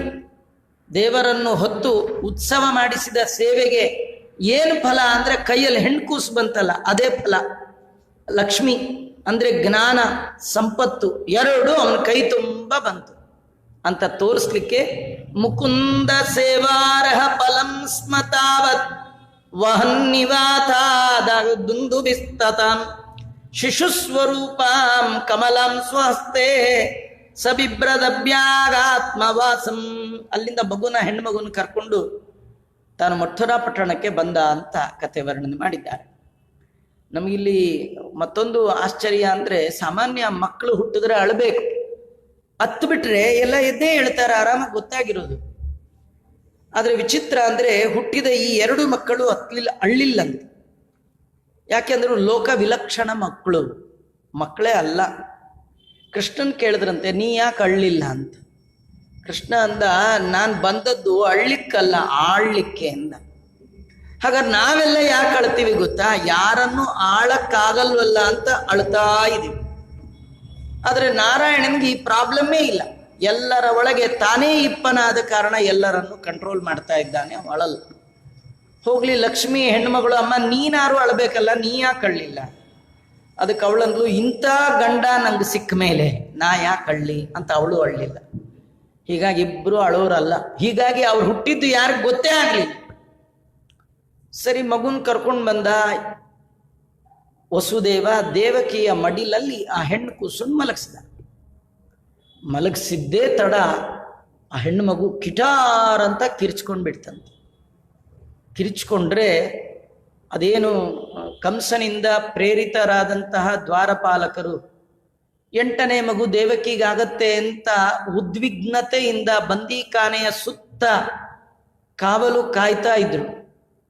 ಅವರು ಕಾದು ಸಾಕಾಗಿ ನಿದ್ದೆ ಬಂದ್ಬಿಟ್ಟಿತ್ತು. ಅವ್ರಿಗೆ ಸರಿ ಟೈಮ್ಗೆ ನಿದ್ದೆ ಬಂದ್ಬಿಟ್ಟಿತ್ತು. ಕಡೆಗೆ ಈ ಹೆಣ್ಣು ಮಗು ಗಂಡು ಹೋಗಿ ಹೆಣ್ಣು ಬರುವ ತನಕ ಎಚ್ಚರ ಇಲ್ಲ ಅವಳು. ಈ ಹೆಣ್ಣು ಮಗು ಬಂದದ್ದೇ ಜೋರು ಶಬ್ದ ಮಾಡ್ತಂತೆ. ಯಾಕಂದ್ರೆ ಆ ಹೆಣ್ಣು ಮಗುಗೆ ಆನಂದ ಆಗೋಯ್ತಂತೆ ನೋಡಿದ ತಕ್ಷಣ. ಆ ಮಥುರಾ ಪಟ್ಟಣ, ಆ ಪಟ್ಟಣದಲ್ಲಿರುವ ಆ ಜನ, ಬಂದೀಖಾನೆ ಸುತ್ತ ಇರೋರು ನೋಡಿ ಭಾರಿ ಖುಷಿ ಆಯ್ತಂತ. ಅದಕ್ಕೆ ಕೂಗ್ಬಿಟ್ಲ. ಈಗ ಸಿಕ್ಸರ್ ಗಿಕ್ಸರ್ ಹೊಡೆದ್ರೆ ಕೆಲವರು ಇದ್ದಕ್ಕಿದ್ದ ಕೂಕೋತಾರಲ್ಲ ಖುಷಿಗೆ, ಆನಂದಕ್ಕೆ. ದುರ್ಗಾದೇವಿನೂ ಹಾಗೆ ಕೂಗಿದ್ದಂತ, ಆನಂದ ಆಗೋಯ್ತಂತ. ಅಲ್ಲ, ಏನಂತ ಆನಂದ? ಅವಳಿಗೆ ಯಾಕೆ ಆನಂದ ಆಯಿತು ಅಂದರೆ, ಆ ಕಂಸನ ಭೃತ್ಯರನ್ನೆಲ್ಲ ನೋಡಿ ಎಲ್ಲ ನಮ್ಮ ಆಫೀಸಿಗೆ ಬರೋ ಗಿರಾಕಿಗಳೇ ಅಂತ ಹೇಳಿ ಭಾರಿ ನಮ್ಮವ್ರು ಸಿಕ್ಕಿಬಿಟ್ರು ಅಂತ. ಯಾಕೆಂದ್ರೆ ಇವಳು ತಮಸ್ಸಿಗೆ ಅಭಿಮಾನಿ. ಅಲ್ಲಿರೋರೆಲ್ಲ ಎಲ್ಲಿಗೆ ಬರೋ ಗಿರಾಕಿಗಳು? ತಮಸ್ಸಿಗೆ ಬರೋರೆ, ಕೃಷ್ಣ ದ್ವೇಷಿಗಳು, ಮುಕುಂದನ ದ್ವೇಷಿಗಳು. ಹಾಗಾದ್ರೆ ಎಲ್ಲ ನಮ್ಮವರಿದ್ದಾರೆ, ಇವರನ್ನ ಅವರವರ ಪಾಪಕರ್ಮ ಸಾಧನೆಯಲ್ಲಿ ಜಾಗೃತಗೊಳಿಸಬೇಕು, ಇವ್ರನ್ನ ಎಚ್ಚರಗೊಳಿಸಬೇಕು ಅಂತ ಹೇಳಿ ಒಮ್ಮೆ ಕೂಗಿದ್ದಾಳು ನೋಡಿ. ಈ ಮಲಗದವ್ರಿಗೆಲ್ಲ ಎಚ್ಚರ ಆಗೋಯ್ತಂತೆ. ನಮ್ಮನೇಲಿ ಮಕ್ಕಳು ಸ್ವಲ್ಪ ಗಲಾಟೆ ಮಾಡಿ ಸ್ವಲ್ಪ ಕಂಟಿನ್ಯೂ ಹತ್ರನೇ ನಾವು ಮಗು ಚಂಡಿ ಹಿಡಿದು ಬಿಟ್ಟಿದೆ ಅಂತ ಅಂತೀವಿ, ಚಂಡಿ ಹಿಡಿದಿದೆ ಅಂತ. ಇನ್ನು ಸ್ವಯಂ ಚಂಡಿಕಾದೇವಿ ಹತ್ರ ಇನ್ಯಾಗ ಹತ್ತಿರಬೇಡ ಅವನು. ಇವರಿಗೆ ಜನ್ಮ ಜನ್ಮಾಂತರದ ನಿದ್ದೆ ಹಾರೋಯ್ತಂತೆ. ಕೆಲವರು ನಿದ್ದೆ ಮಾಡ್ತಾ ಇರ್ತಾರೆ, ಸ್ವಲ್ಪ ಮಧ್ಯೆ ಯಾರಾದರೂ ಸ್ವಲ್ಪ ಎಚ್ಚರ ಮಾಡಿದ್ರೆ ಮತ್ತೆ ಹಂಗೆ ಮತ್ತೆ ಮಾಡ್ತಾರೆ. ಕೆಲವ್ರಿಗೂ ಒಮ್ಮೊಮ್ಮೆ ಎಚ್ಚರ ಆದರೆ ಮಧ್ಯರಾತ್ರಿ ಪೂರ ಬೆಳಗ್ಗೆವರೆಗೂ ನಿದ್ದೆ ಬರಲ್ಲ ಅಂತ ಗಾಬರಿಯ ಸ್ವಪ್ನ ಬಿದ್ದುಬಿಟ್ಟಿರುತ್ತೆ. ಇವರೆಲ್ಲ ಎಚ್ಚರ ಆಗಿದ್ದಾರೆ. ಯಾವ ಒಂದು ವಿಷಯಕ್ಕಾಗಿ ಉದ್ವಿಗ್ನತೆಯಿಂದ ಕಾಯ್ತಾ ಇದ್ರು ಅಂತಹ 8ನೇ ಮಗು ಹುಟ್ಟಿದ ಸುದ್ದಿಯನ್ನ ತಮ್ಮ ರಾಜನಾದ ಕಂಸನಿಗೆ ಹೇಳಬೇಕು ಅಂತ ಹೋಗಿದ್ದಾರೆ. ಕಂಸನಿಗೆ ಹೇಳಿದ್ದಾರೆ.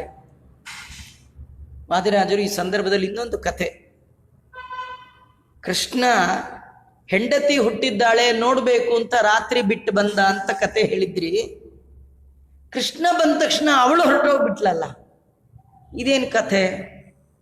ಈಗೆಲ್ಲ ಲೌಕಿಕದಲ್ಲಿ ಇವಾಗೆಲ್ಲ ಜನ ಹಾಗೆ ರೀ, ಇಬ್ರು ಸಾಫ್ಟ್ವೇರ್ ಇರ್ತಾರೆ. ಹೊಸದಾಗಿ ಮದುವೆ ಆಗಿದ್ರು ಇಬ್ರು ಸಾಫ್ಟ್ವೇರ್. ಗಂಡ ಬೆಳಗ್ಗೆ ಹೋಗಿರ್ತಾನೆ ಆಫೀಸ್ಗೆ, ಅವ್ನು ಬೆಳಗ್ಗೆ 6ಕ್ಕೆ ಹೋಗ್ತಾನೆ, ರಾತ್ರಿ 9ಕ್ಕೆ ಬರ್ತಾನೆ. ಹೆಂಡತಿಗೆ ರಾತ್ರಿ 9ಕ್ಕೆ ಕ್ಯಾಬ್, ಇವಳು ರಾತ್ರಿ ಗಂಡ ಬಂದ ತಕ್ಷಣ ಆಗ ಮಾರ್ತಂತು ದೇವನ ಅಲ್ಲ, ಯಾರಿಗಾರು ಇಟ್ಕೊಳ್ಳಿ ಏನಾರು ಇಟ್ಕೊಳ್ಳಿ ಅಲ್ಲ, ಅವ್ರು ಬರೋದು ಇವರು ಇದೇನ್ ಗಂಡ ಹೆಂಡ್ತೀರಿ, ಇದೇನ ಗಂಡನೋ ಇದೇನ್ ಹೆಂಡ್ತೀನೋ ಅಂದ್ರೆ ವಾದಿರಾಜ ಹಂಗೆಲ್ಲ ಮಾತಾಡ್ಬಿಡಿ, ದೇವ್ರ ವಿಚಾರದಲ್ಲಿ ಲೌಕಿಕ ಎಲ್ಲ ಅಳಕ್ ಹೋಗ್ಬೇಡಿ. ಮತ್ತೆ ಯಾಕೆ ಹೋದ್ಲು ಅಂದ್ರೆ ವಾದಿರಾಜ್ ಹೇಳ್ತಾರೆ, ವಿಮುಕ್ತ ವರ್ಗಾಧಿಪತಿಂ ಪತಿಂ ಶ್ರೀಹಿ ಶಿಶುಂ ಸಮಾಲೋಕ್ಯ ಸುಲಜ್ಜಿತೇವ ಯೇಷ ದೋಷಾಂತರ ದೇವಗಂತುಂ ಸ್ವಯಂ ಗೃಹೀತಾರ್ಭಕರಮ್ಯ ರೂಪ. ಆ ನಾರಾಯಣ ಜಗದೊಡೆಯನಾದ ಮುಕ್ತ ಗಣಕ್ಕೆ ಅಧಿಪತಿಯಾದ ಭಗವಂತ ವಿಮುಕ್ತ ವರ್ಗಾಧಿಪತಿಂ, ಯಾರದು? ಪತಿಂ, ಗಂಡ. ಅವು ಹೇಗಿದ್ದಾನೆ? ಶಿಶುಂ, ಮುಕ್ತರಿಗೆ ಒಡೆಯನಾದ ಭಗವಂತ ಅಂದ್ರೆ ತನ್ನ ಗಂಡ ಮಗುವಾಗಿರುವುದನ್ನು ನೋಡಿ ಸುಲಜ್ಜಿತೇವ, ಅವಳಿಗೆ ನಾಚಿಕೆ ಆಗ್ಬಿಡ್ತಂತೆ. ಸುಮ್ಮನೆ ನಿಮ್ಗೆ ಅರ್ಥ ಆಗ್ಲಿಕ್ಕೆ ಹೇಳ್ತೇನೆ. ಹೆಣ್ಣಿಗೆ ಗಂಡಿಂದು ಫೋಟೋ ತೋರಿಸ್ಬೇಕಿರುತ್ತೆ, ಮದುವೆ ಆಗ್ಬೇಕಿದೆ, ಫೋಟೋ ಕಳಿಸಿ ಮೊದಲು ನೋಡ್ತೀವಿ ಅಂತ ಅಂದಾಗ ಹೆಣ್ಣಿಗೆ ಆ ಹುಡುಗಂದು 6 ತಿಂಗಳು ಮಗು ಇದ್ದಾಗ ಫೋಟೋ ಕಳಿಸ್ಕೊಟ್ರೆ ಆಗತ್ತಾ? ಅವಳಿಗೆ ನಾಚಿಕೆ ಆಗತ್ತೋ ಇಲ್ಲೋ? ಏನ್ರಿ ಅಂತ ಬೈದು ಕಳಿಸ್ತಾರೆ. ಇದು ಮದುವೆ ಆಗಿರುತ್ತೆ, 60 ವರ್ಷ ಶಾಂತಿ. ಆಗ ಹೆಂಡತಿ ಕೈಲಿ ನಿಮ್ಮ ಯಜಮಾನರು ಹೇಗಿದ್ರು ಹುಟ್ಟದಾಗ ನೋಡಿದ್ ಕೊಟ್ರೆ ಅವಳಿಗೆ ನಾಚಿಕೆ ಆಗತ್ತಾ? ಇಲ್ಲ, ನಾಚಿಕೆ ಆಗತ್ತಾ? ಇವರು ಅನಾದಿ ದಂಪತಿಗಳು. ಅವ್ಯಾಕೃತ ಗೃಹಸ್ಥಾಯ ರಮಾ ಪ್ರಣಯಿನಿ ನಮ. ಇಂಥ ರಮಾದೇವಿ ದುರ್ಗಾದೇವಿ ಆಗಿ ಬಂದಾಗ ಭಗವಂತ ವಿಮುಕ್ತವ್ರಿಗೆ ಅಧಿಪತಿಯಾದಂತಹ ಭಗವಂತ ಪುಟ್ಟ ಮಗುವಿನಂತೆ ಬಂದಿರೋದು ನೋಡಿ ಅವಳು ತುಂಬಾ ನಾಚಿಕೆ ಆಗಿ, ನಾನು ಇಲ್ಲಿರಲ್ಲಪ್ಪ, ಇಲ್ಲಿದ್ರೆ ನನ್ನನ್ನ ಕೃಷ್ಣನ ಸಹೋದರಿ ಅಂತ ತಿಳ್ಕೊಂಡ್ಬಿಡ್ತಾರೆ, ನಾನು ಕೃಷ್ಣನಿಗೆ ಪ್ರೇಯಸಿ ಅಂತ ತಿಳಿಸ್ಲಿಕ್ಕೋಸ್ಕರ ಇಲ್ಲಿರೋದು ಬೇಡ ಅಂತ ತಾನು ಕೂಡ ಸಣ್ಣ ರೂಪವನ್ನ ಸ್ವೀಕಾರ ಮಾಡಿ ಅಲ್ಲಿ ಹೋದ್ಲು ಅನ್ನುವ ಕಥೆಯನ್ನ ಹೇಳ್ತಾರೆ. ಕಡೆಗೆ ಕಂಸನ ಭೃತ್ಯರಿಗೆಲ್ಲ ಮಗುವಿನ ಅಳುವಿನ ಧ್ವನಿ ಕೇಳಿ ಅವರೆಲ್ಲ ಓಡ್ ಹೋಗಿ ಕಂಸನಿಗೆ ಹೇಳಿದ್ದಾರೆ. ಕಂಸ ಅವನು ಕೂಡ ರಾತ್ರಿ ಎಲ್ಲ ಇವತ್ತು ಮಗು ಹುಟ್ಟತ್ತೋ ನಾಳೆ ಮಗು ಹುಟ್ಟತ್ತೋ, ಯಾವಾಗ ಅದನ್ನು ಕೊಂದು ನಾನು ಮೃತ್ಯುಂಜಯ ಆಗ್ತೀನಿ ಅಂತ ಉದ್ವಿಗ್ನ ಮನಸ್ಸಿನಿಂದ ಮಲಗಿದ್ದ. ನಿದ್ದೆನೇ ಬರ್ತಿರ್ಲಿಲ್ಲ. ರಾತ್ರಿ ಎಲ್ಲ ಅವನಿಗೆ ಇಂಥದ್ದೇ ಏನೋ ಭಯದ ಸ್ವಪ್ನಗಳು. ಅವಾಗಲೂ ಬೆಳಗಿನ ಜಾವ ಸ್ವಲ್ಪ ನಿದ್ದೆ ಬರ್ತಿತ್ತು. ಆ ಟೈಮಿಗೆ ಇವರು ದಡ ದಡ ದಡ ಬಾಗಿಲು ತಟ್ಟಿ, ಈ ಕೆಲವರು ಮಧ್ಯರಾತ್ರಿ 1 ಗಂಟೆ 2 ಗಂಟೆಯಲ್ಲೆಲ್ಲ ಫೋನ್ ಮಾಡಿಬಿಡ್ತಾರೆ. ಅವ್ರದ್ದೇನೋ ಅರ್ಜೆಂಟ್ ಇರುತ್ತೆ, ಆದ್ರೆ ಮಲಗಿದವ್ರಿಗೆ ಆ ಫೋನ್ ಕೇಳಿದ್ರೆ ತಲೆ ಕೆಟ್ಟು ಹೋಗ್ಬಿಡುತ್ತೆ. ಯಾವಾಗಲೂ ಮಲಗುವಾಗ ತಲೆ ಕೆಳಗೆ ಫೋನ್ಗೆ ಇಟ್ಕೊಂಡು ಟೆನ್ಷನ್ಗೆ ಒಳಗಾಗಬಾರ್ದು. ಇವನು ಧಡಾರಂತ ಎದ್ದಿದ್ದಾನೆ. ಭಾಗವತ ತುಂಬಾ ಅದ್ಭುತವಾಗಿ ವರ್ಣನೆ ಮಾಡುತ್ತೆ. ಅವು ಎದ್ದದ್ದನ್ನು ವರ್ಣನೆ ಮಾಡುತ್ತೆ. ಸತಲ್ಪಾತೂರ್ಣ ಮುತ್ತಾಯ, ಅವನ ಹಾಸಿಗೆಯಿಂದ ತಳ್ಕಂಬಳಕ ಎದ್ಬಿಟ್ಟ. ತಳ್ಕಂಬಳಕ ಅಂದ್ರೆ ಹೇಗೆ ಏಳ್ಬೇಕೋ ಹಾಗೆ ಎದ್ದಿಲ್ಲ, ಹೇಗೆ ಏಳಬಾರ್ದು ಹಾಗೆ ಎದ್ದ. ಅಂದ್ರೆ ಏಳುವಾಗ ಬಲಕ್ಕೆ ಮುಖ ಮಾಡಿ ಏಳ್ಬೇಕು. ಅವನು ಬಲಕ್ಕಿಲ್ಲ ಎಡಕ್ಕೂ ಇಲ್ಲ, ಸುಮ್ಮ ಹಾಗೆ ಎದ್ದು ಕೂತ್ಬಿಟ್ಟ. ಮತ್ತೆ ಉಟ್ಟ ಪಂಚೆ ಬಿಚ್ಚಿ ಹೋಗ್ತಾ ಇದೆ, ತಲೆ ಕೂದಲೆಲ್ಲ ಕೆದರು ಹೋಗ್ತಾ ಇದೆ. ಏನಾರ ಆಗ್ಲಿ ಮಗುನ್ ಮೊದಲು ನೋಡಿ ಕೊಂದ ಆಮೇಲೆ ಮಿಕ್ಕಿದ ಕೆಲಸ ಅಂತಂದ.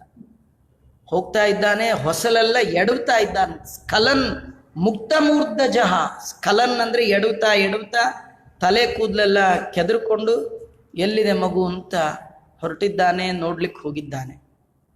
ಈ ಕಡೆ ಬೆಳಗಿನ ಜಾವ ಆದಾಗ ಕೃಷ್ಣನ್ ಕಥೆ ಮೊದಲು ವಾದಿರಾಜರು ಮುಂದುವರಿಸಿ ಹೇಳ್ತಾ ಇದ್ದಾರೆ.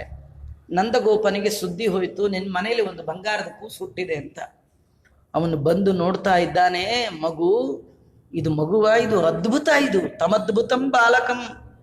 ಇಂಥ ಅದ್ಭುತವಾದ ಆಶ್ಚರ್ಯಕರವಾದ ಮಗುವನ್ನ ಅಲ್ಲಿಯ ತನಕ ಯಾರು ನೋಡೇ ಇಲ್ಲ.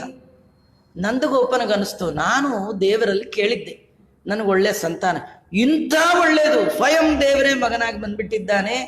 ಇಷ್ಟು ಒಳ್ಳೇದು ಕೊಟ್ಟ ದೇವರಿಗೆ ನಾ ಏನು ಕೊಡ್ಲಿ? ಏನಂದ್ರೆ ದಾನ ಮಾಡಬೇಕು. ಮಕ್ಕಳು ಹುಟ್ಟಿದ್ರೆ ದೇವರು ನಮಗೆ ಸಂತಾನವನ್ನ ಕೊಟ್ಟದ್ದಕ್ಕಾಗಿ ದೇವರಿಗೆ ನಾವು ಉತ್ತಮವಾದ ದಾನ ಮಾಡ್ಬೇಕು. ಅದನ್ನೇ ಗೋದಾನ ಅಂತ ಕರೀತಾರೆ. ಗಂಡು ಮಕ್ಕಳಾದ್ರೆ ಹೆಣ್ಣು ಮಕ್ಕಳಾದ್ರೆ ಒಂದು ಗೋದಾನ ಮಾಡ್ಬೇಕು ಮೊದಲು, ದೇವರಿಗೆ ಥ್ಯಾಂಕ್ಸ್ ಹೇಳೋ ಕ್ರಮ. ನಂದಗೋಪ ನೋಡ್ದ, ಇಂಥ ಒಳ್ಳೇದು ಕೊಟ್ಟಿದ್ದ, ನಾನು ಎಷ್ಟು ಗೋವನ್ನು ಕೊಡಬೇಕು ಅಂತ ಕೊಟ್ಟಿಗೆ ಕಡೆ ನೋಡ್ದ. ಕೊಟ್ಟಿಗೆ ಒಳಗೆ ಸ್ವಲ್ಪ ಹಸುಗಳಿದ್ವು. ಕೃಷ್ಣನ್ ಕಡೆ ನೋಡ್ದ. ಕೃಷ್ಣನ್ ನೋಡೋದು ಕೊಟ್ಟಿಗೆ ನೋಡೋದು ಎರಡು ಕಡೆ ನೋಡ್ತಿದ್ದ. ಅವನ್ ಏನ್ ಕತೆ ವಾದಿರಾಜರು ಹೇಳ್ತಾರೆ, ಅವನು ವೈಶ್ಯ ಜಾತಿಯವ ನಂದಗೋಪ. ಅವನು ಸ್ವಲ್ಪ ಕ್ಯಾಲ್ಕುಲೇಟಿವ್ ಮೈಂಡು. ಏನಂದ್ರೆ ಈ ಕೃಷ್ಣ ಇವನು ಬಂದಿರೋದೇ ಗೋವುಗಳನ್ನ ಕಾಯಲಿಕ್ಕೆ. ಆದರೆ ಇವನು ಕಾಯುವಷ್ಟು ಗೋವು ನನ್ನ ಹತ್ರ ಇಲ್ಲ. ಇವನು 1-2 ಗೋವುಗಳನ್ನ ನೋಡಿಕೊಳ್ಳುವ ಗೋಪಾಲಕ ಅಲ್ಲ, ಸಾವಿರ ಗೋವುಗಳು ಬೇಕು. ಹಾಗಾದ್ರೆ ಏನ್ ಮಾಡ್ಲಿ? ನನ್ನ ಹತ್ರ ಇರೋದು ಸ್ವಲ್ಪ, ಇವನಿಗೆ ಬೇಕು ತುಂಬ. ಏನ್ ಮಾಡ್ಲಿ? ವಿಚಾರ ಮಾಡಿ ಅವನಿಗೆ ಅನಿಸ್ತಂತೆ, ಈ ಗೋವುಗಳನ್ನ ಈ ಕೃಷ್ಣನ ಹೆಸರಿನಲ್ಲಿ ಬ್ರಾಹ್ಮಣರಿಗೆ ಕೃಷ್ಣಾರ್ಪಣ ಮಾಡಿದ್ರೆ ನಾ ಕೊಟ್ಟದ್ದನ್ನ ನನಗೆ ಅನಂತ ಮಡಿ ಮಾಡಿ ಇವನೇ ಕೊಡ್ತಾನೆ ಅಂತ ವಿಚಾರ ಮಾಡಿ ಕೃಷ್ಣ ಪ್ರೀತ್ಯರ್ಥವಾಗಿ ಆ ಎಲ್ಲ ಗೋವುಗಳನ್ನ ದಾನ ಮಾಡಿದ ಅಂತ ವಾದಿರಾಜರು ಹೇಳ್ತಾ, ಸನಂದ ಗೋಪ ಪ್ರದದೌ ದ್ವಿಜೇಭ್ಯೋ ಬಹೂನಿ ಗೋರೂಪ ಧನಾನಿ ವಿಷ್ಣು ತಟೀಷು ಗೋಭಿಃ ಸಹ ಚಂಚರಿಷ್ಣು ಸಹಸ್ರ ಶಸ್ತ ಇವ ಸಾಧಯಿಷ್ಯನ್. ತನ್ನ ಮನೆಯಲ್ಲಿ ಗೋ ವೃದ್ಧಿ ಮಾಡುವ ಸಲುವಾಗಿ ಇರುವ ಗೋವುಗಳನ್ನ ಕೃಷ್ಣನ ಹೆಸರಿನಲ್ಲಿ ಕೃಷ್ಣ ಹುಟ್ಟಿದಾಗ ದಾನ ಮಾಡಿದ. ದಾಸರಂತಾರೆ, ಕೊಟ್ಟುದ ಮರಳಿ ತನಗರ್ಪಿಸಲು ಅನಂತ ಮಡಿ ಮಾಡಿಕೊಡುವ ಅಕ್ಷಯಂ ಕರ್ಮ ಯಸ್ಮಿನ್ ಪರೇ ಸ್ವರ್ಪಿತಂ ಪ್ರಕ್ಷಯಂ ಯಾಂತಿ ದುಃಖಾನಿ ಎನ್ನಾಮತಃ. ಅಂತಹ ಕೃಷ್ಣ ಪರಮಾತ್ಮ ಅವನ ಹೆಸರಿನಲ್ಲಿ ನಂದಗೋಪ ಗೋದಾನ ಮಾಡಿದ್ದಾರೆ. ಆ ಭಗವಂತನಿಗೆ ಜಾತಕರ್ಮ ಮಾಡಿದ್ದಾರೆ. ಜಾತಕರ್ಮ ಮಾಡಿದ ಮೇಲೆ ಮಗುವಿಗೆ ಹಾಲನ್ನು ಕುಡಿಸಬೇಕು, ಇದು ಕ್ರಮ. ಆ ಜಾತಕರ್ಮ ಮಾಡಿ ಅವನಿಗೆ ಹಾಲನ್ನು ಕುಡಿಸಿದ್ದಾರಂತೆ. ಕೃಷ್ಣ ಪರಮಾತ್ಮ ತಾಯಿಯಾದ ಯಶೋದೆಯ ಹಾಲನ್ನು ಕುಡಿತಾ ಇದ್ದಾನೆ. ಆ ತಾಯಿಗೆ ನಿದ್ದೆ ಬಂದ್ಬಿಡ್ತಿತ್ತು. ಮಗುಗೆ ಹಾಲು ಕೊಡೋ ಬರದಲ್ಲಿ ಆ ತಾಯಿ ನಿದ್ದೆ ಮಾಡಿಬಿಡೋಳು. ಸಾಮಾನ್ಯ ಮಕ್ಕಳು ಹಾಲು ಕುಡಿತಾ ಕುಡಿತಾ ತಾಯಿ ತೊಡೆ ಮೇಲೆ ಮಲಗೋದು ಇದು ಸಾಮಾನ್ಯ. ಆದರೆ ಕೃಷ್ಣನ ಮನೇಲಿ ಮಾತ್ರ ಎಕ್ಸ್ಚೇಂಜ್. ಅದೇನಂದ್ರೆ ಅಲ್ಲಿ ಕೃಷ್ಣ ಹಾಲು ಕುಡಿತಾನೇ ಇರ್ತಿದ್ದ, ಅವ್ರ ಅಮ್ಮ ನಿದ್ದೆ ಬಂದ್ಬಿಡೋದು. ಯಾಕಂದ್ರೆ ಕೃಷ್ಣ ಅಷ್ಟೊತ್ತು ಕುಡಿತಿದ್ದ. ಅವನು ಹಾಲು ಕುಡಿಲಿಕ್ಕೆ ಕೂತ್ರೆ ಗಂಟೆಗಟ್ಟಲೆ ಹಾಲು ಕುಡ್ಕೊಂಡೇ ಕೂತಿರ್ತಾನೆ. ವಾದಿರಾಜರು ಅದಕ್ಕೊಂದು ಅಪರೂಪದ ಕಥೆ ಹೇಳ್ತಾರೆ. ಕೃಷ್ಣ ಯಾಕೆ ಹಾಗೆ ಹಾಲು ಕುಡ್ದ? ನಾವು ಆ ಥರ ಮಕ್ಕಳು ನೋಡೋದೇ ಇಲ್ಲ. ಸಾಮಾನ್ಯ ಹಸಿದ ಮಕ್ಕಳು ಹಾಲನ್ನು ಕುಡಿದ್ರೆ ಒಂದು 10 ನಿಮಿಷ ಕುಡಿಬೋದು, ಬೇಡ ಒಂದು 15 ನಿಮಿಷ ಕುಡಿಬೋದು. ಕೃಷ್ಣ ಹಾಗಲ್ಲ, ಗಂಟೆಗಟ್ಟಲೆ ಕುಡಿತಿದ್ದಂತೆ.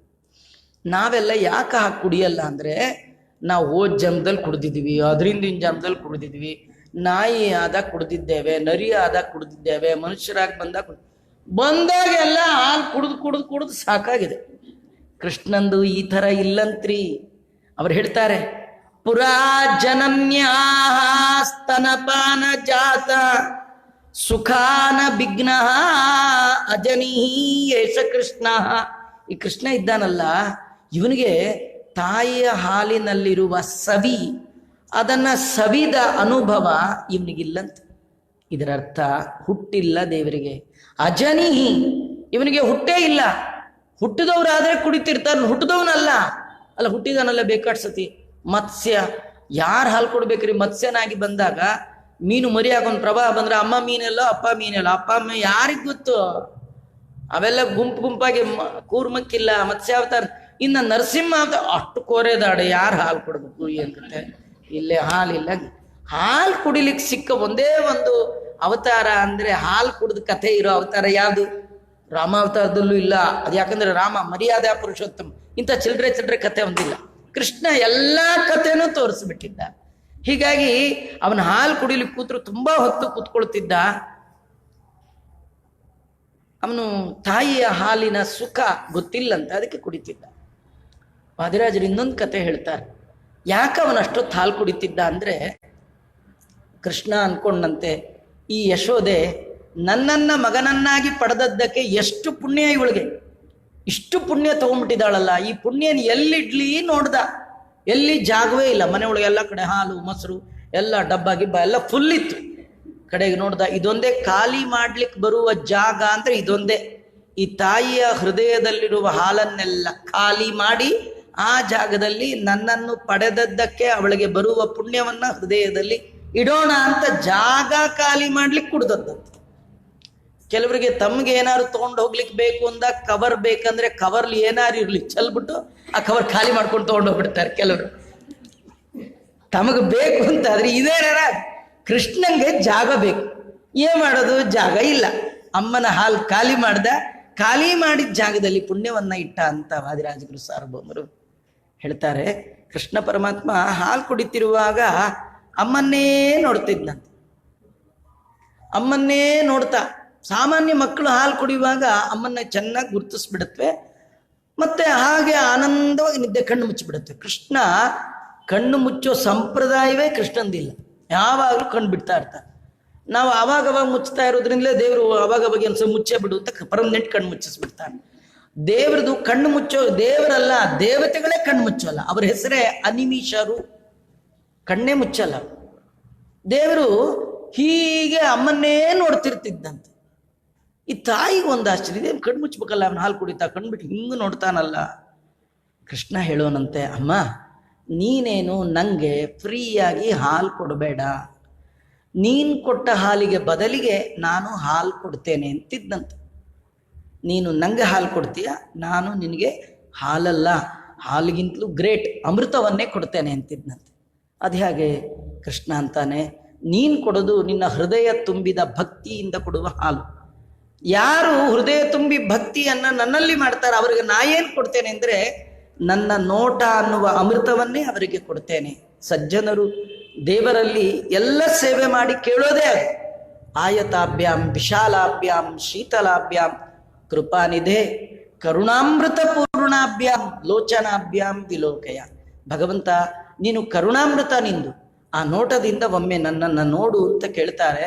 ಕೃಷ್ಣ ತುಂಬ ಹೊತ್ತು ಅಮ್ಮನ ನೋಡ್ತಾ ಇದ್ದಾನೆ ಅಂದ್ರೆ ಆ ಯಮ್ಮ, ಆ ಯಶೋಧ ಇನ್ನೆಷ್ಟು ಪುಣ್ಯ ಮಾಡಿರಬೇಡ ಅಂತ, ಏನು ಸುಕೃತವ ಮಾಡಿದಳು ಅಂತ ದಾಸರಾಯ. ಎಷ್ಟು ಸುಕೃತ ಮಾಡಿದ್ರಷ್ಟೇ ಈ ಜಗದೊಡೆಯನಾದ ಜಗತ್ಪಾಲಕನಾದ ಮಗು ಕೃಷ್ಣನನ್ನ ತನ್ನ ತೊಡೆಯಲ್ಲಿಟ್ಟು ಹಾಲು ಕುಡಿಸ್ತಾ ಇದ್ದಾಳಲ್ಲ, ಎಷ್ಟು ಪುಣ್ಯ ಅಂತ ವರ್ಣನೆ ಮಾಡ್ತಾ ಇದ್ದ. ಹೀಗೆ ಭಗವಂತ ತಾಯಿಯ ಹಾಲನ್ನ ಸ್ವೀಕಾರ ಮಾಡಿದ್ದಾನೆ. ಇಷ್ಟೆಲ್ಲ ಆಗುವ ಕಾಲಕ್ಕೆ ಕೃಷ್ಣ ಹಾಲು ಕುಡಿತಿದ್ದ. ಇದು ಊರಲ್ಲೆಲ್ಲ ಗೊತ್ತಾಯ್ತು. ಆ ಕಡೆಗೆ ಕಂಸ ವಿಚಾರ ಮಾಡಿದ, ಏನು ಮಾಡೋದು ಅಂತ. ಈ ಹೆಣ್ಣು ಮಗು ಹುಟ್ಟಿದೆ, ಇದನ್ನು ಕೊಂದು ಬಿಡಬೇಕು ಅಂತ ಬಂದ. ಕೈಯಲ್ಲಿ ಮಗುವನ್ನು ಹಿಡಿದ, ಗರಗರ ತಿರ್ಗಿಸಿದ, ಇನ್ನೇನು ನೆಲಕ್ಕೆ ಕಪ್ಪಳಿಸ್ಬೇಕು. ಆದರೆ ಅವಳು ಆಕಾಶಕ್ಕೆ ಹಾರಿಬಿಟ್ಟಿದ್ದಾಳೆ. ಆ ಕಂಸನ ಕೈಯನ್ನ ಕಾಲಿನಿಂದ ಜಾಡಿಸಿ ಸಾ ದೇವಿ ಅಂಬರಂಗತ ಭಾಗವತದಲ್ಲಿ ವರ್ಣನೆ ಮಾಡುತ್ತೆ. ಆ ದೇವಿ ಆಕಾಶಕ್ಕೆ ಹೋಗಿದ್ದಾಳೆ. ಅಲ್ಲಿ ಸಾಯುಧ ಅಷ್ಟ ಮಹಾಭುಜ 8 ತೋಳಿನ ದುರ್ಗಾದೇವಿ, ಸುತ್ತಲೂ ಗಂಧರ್ವರೇ ಮೊದಲಾದವರು, ವಿದ್ಯಾಧರರೇ ಮೊದಲಾದವರು ಸ್ತೋತ್ರ ಮಾಡ್ತಾ ಇದ್ದಾರೆ. ಆ ದೇವಿ ಹೇಳ್ತಾ ಇದ್ದಾಳೆ, ಮೂರ್ಖ ಕಂಸ, ಹೆಣ್ಣಿನ ಮೇಲೆ ಕೈ ಮಾಡ್ತೀಯ, ನಿಂಗ ನಾಚಿಕೆ ಇಲ್ವಾ? ನಿನ್ನನ್ನ ಕೊಲ್ಲುವವ ಹುಟ್ಟಿ ಆಯಿತು. ಇಷ್ಟು ಹೇಳಿದ್ಲು ಮಾಯಾ. ಇವನಿಗೆ ಯೋಚನೆ, ನನ್ನನ್ನು ಕೊಲ್ಲೋನು ಎಲ್ಲಿದ್ದಾನೆ ಅಂತ. ಕಡೆಗೆ ಎಲ್ಲ ತನ್ನ ಮಂತ್ರಿವರ್ಗದಲ್ಲಿ ಹೇಳಿದಾಗ ಆ ಮಂತ್ರಿಗಳಲ್ಲಿ ಒಬ್ಬಳು ಲೇಡಿ ಕ್ಯಾಂಡಿಡೇಟ್ ಪೂತನಿ ಬಾಯಿ, ಅವಳು ಎದ್ದು ನಿಂತಳು. ನೀವು ಯಾಕೆ ಯೋಚನೆ ಮಾಡ್ತೀರಿ? ನಾನು ಇದಕ್ಕೊಂದು ಪರಿಹಾರ ಕಂಡು ಹಿಡಿತೇನೆ. 10 ದಿನದ ಒಳಗಿರುವ ಎಲ್ಲ ಮಕ್ಕಳನ್ನು ಕೊಂದು ಬಿಡ್ತೀನಿ. ನೋಡಿ, ಇದು ಪ್ಲಾನ್. ಶಿಶು ಹತ್ಯೆ ಮಾಡೋದು ತಮಗೆ ಒಳ್ಳೆಯದಕ್ಕೆ ಕಾರಣ ಅಂತ ಶಿಶು ಹತ್ಯೆ ಮಾಡಲಿಕ್ಕೆ ಶುರು ಮಾಡಿದ್ದಾರೆ. ಕಂಸ ಪ್ರೇರಣೆಯ ಕಂಸ ಪ್ರೀತ್ಯರ್ಥಂ ಶಿಶುವಧ, ಅದು ಅಧಿಕ ಮಾಸ ಪ್ರಯುಕ್ತ. 33,000 ಮಕ್ಕಳನ್ನು ಕೊಲ್ತೀನಿ ಅಂತ ಅವಳು ಹೊರಟಿದ್ದಾಳೆ. ಕಂಸ ಅವನ ಕಡೆಯಿಂದ ಯಾವಾಗಲೂ ದುಷ್ಟರ ಪ್ರೀತ್ಯರ್ಥವಾಗಿ ಕರ್ಮ ಮಾಡ್ಲಿಕ್ಕೆ ಹೋದ್ರೆ ಇಂಥ ಕರ್ಮಗಳೇ. ಅದೇ ವಿಷ್ಣುವಿನ ಹೆಸರಿನಲ್ಲಿ ಚೂರು ಒಳ್ಳೆ ಕರ್ಮ ಮಾಡಿದ್ರು ಮಹತ್ತರವಾದ ಫಲ ಬರುತ್ತೆ. ಈ ಪೂತನೆ ಹುಡ್ಕೊಂಡು ಹೊರಟಿದ್ದಾಳೆ. ಈ ಮಧ್ಯದಲ್ಲಿ ಒಂದು ಕಥೆ, ವಾದಿರಾಜರು ಮಾತ್ರ ಇಂಥ ರಸವನ್ನ ಆಸ್ವಾದನೆ ಮಾಡಲಿಕ್ಕೆ ನಮಗೆ ಕೊಡ್ತಾರೆ. ಕಂಸ ಆ ಹೆಣ್ಣು ಮಗುವನ್ನು ಕೊಲ್ಲಿಕ್ಕೆ ಕೈಲಿ ಹಿಡ್ಕೊಂಡ, ಗರಗರ ತಿರುಗಿಸಿದ, ನೆಲ ಕಪ್ಪಳಿಸ್ಲಿಕ್ಕೆ ಹೋದ, ಕಾಲು ಜಾಡಿಸಿ ಮೇಲೆ ಹೋದ್ಲು. ಕಂಸನ ಕೈಯಲ್ಲಿ ಆ ಹೆಣ್ಣು ಮಗು ಒಂದು ಕ್ಷಣ ಕೂಡ ಇರದೆ ಕೈಯನ್ನ ಜಾಡಿಸಿ ಮೇಲೆ ಹೋದ್ಲು. ಅದೇ ಹೆಣ್ಣು ಮಗು ವಸುದೇವನ ಕೈಯಲ್ಲಿ ತುಂಬಾ ಹೊತ್ತಿದ್ಲು. ಅವನ ಅಲ್ಲಿಂದ ಇಲ್ಲಿವರೆಗೂ ಕರ್ಕೊಂಡು ಬರೋವರೆಗೂ ಕೈಯಲ್ಲೇ ಇಟ್ಕೊಂಡು ಬಂದ, ಅಲ್ಲಿ ಜಾರ್ಲಿಲ್ಲ. ಕಂಸನ ಕೈಯಲ್ಲಿ ನಿಲ್ಲಿಲ್ಲ, ವಸುದೇವನ ಕೈಯಲ್ಲಿ ಜಾರಲಿಲ್ಲ. ಈ ಕತೆ ನಮಗೆಲ್ಲ ಒಂದು ಕತೆ. ಅವ ಹೆಣ್ಣು ಮಗು ಅಂದರೆ ಮಹಾಲಕ್ಷ್ಮಿ. ಲಕ್ಷ್ಮಿ ಸಜ್ಜನರ ಕೈಯಲ್ಲಿದ್ದರೆ ಜಾರೋಲ್ಲ, ದುರ್ಜನರ ಕೈಯಲ್ಲಿದ್ದರೆ ಜಾರ್ ಬಿಡ್ತಾಳೆ. ಲಕ್ಷ್ಮಿ ಅಂದರೆ ಸಂಪತ್ತು. ದುರ್ಜನರ ಕೈಯಲ್ಲಿ ಸಂಪತ್ತು ಬಂದರೆ ಒಂದೇ ಕ್ಷಣದಲ್ಲಿ ಖರ್ಚು ಮಾಡಿಬಿಡ್ತಾರೆ. ಎಲ್ಲ ಹಾಳಕ್ಕೆ ಖರ್ಚು ಮಾಡ್ತಾರೆ. ನಿಮ್ಮ ಹತ್ರ ಎಷ್ಟು ಕೋಟಿ ಇದ್ರೇನು ಒಂದ್ಸತಿ ಹೋಗಿ ರೋಡಲ್ಲಿ ಅಶ್ವಮೇಧ ಯಾಗವನ್ನು ಮಾಡಿಬಿಟ್ರಿ ಅಂದರೆ ಎಲ್ಲ ದುಡ್ಡು ಇಂದಿರಾರಮಣ ಗೋವಿಂದ. ದುಷ್ಟರ ಕೈಲಿ ದುಡ್ಡು ನಿಲ್ಲಲ್ಲ. ಅದೇ ಸಜ್ಜನರು, ವಸುದೇವನಂತ ಸಜ್ಜನರ ಕೈಯಲ್ಲಿದ್ರೆ ಅವರು ಧನವನ್ನ ಕನ್ವರ್ಟ್ ಮಾಡ್ಕೊಂಡು ಬಿಡ್ತಾರೆ. ಏನ್ ಮಾಡ್ಕೊಳ್ತಾರೆ? ಸಾಧನವನ್ನಾಗಿ ಮಾಡ್ತಾರೆ. ದೇವರು ಕೊಟ್ಟ ಧನವನ್ನ ಧರ್ಮದಲ್ಲಿ ಇನ್ವೆಸ್ಟ್ ಮಾಡಿದರೆ ಅದು ಧನ ಹೋಗಿ ಸಾಧನ ಆಗಿ ಜನ್ಮ ಜನ್ಮಾಂತರಕ್ಕೆ ನಿಮ್ಮ ಹಿಂದೆ ಬರುತ್ತೆ ಅಂತ ತೋರಿಸುವ ಕಥೆ ಈ ಕಥೆ ಅಂತ ವಾದಿರಾಜರು ನಮಗೆ ಅನೇಕ ಕಥೆಗಳನ್ನು ಹೇಳ್ತಾ ಇದ್ದಾರೆ. ಮುಂದೆ ಕೃಷ್ಣ ಅವನ ಮಹಿಮಾ ಒಂದು ಎಲ್ಲ ಮತ್ತೆ ನೋಡೋಣ ಅಂತ ಹೇಳ್ತಾ ಶ್ರೀಕೃಷ್ಣಾರ್ಪಣಮಸ್ತು. ಸರ್ವೇಂದ್ರಿಯ ಪ್ರೇರಕೇಣ ಶ್ರೀ ಪ್ರಾಣಪತಿನೇರಿತಃ ಇದವೋಚ ಮಹಂತೇನ ಪ್ರಿಯತಾಂ ಕಮಲಾಲಯ ಮಧ್ವೇಶಾರ್ಪಣಮಸ್ತು. ಕೃಷ್ಣಾರ್ಪಣಮಸ್ತು.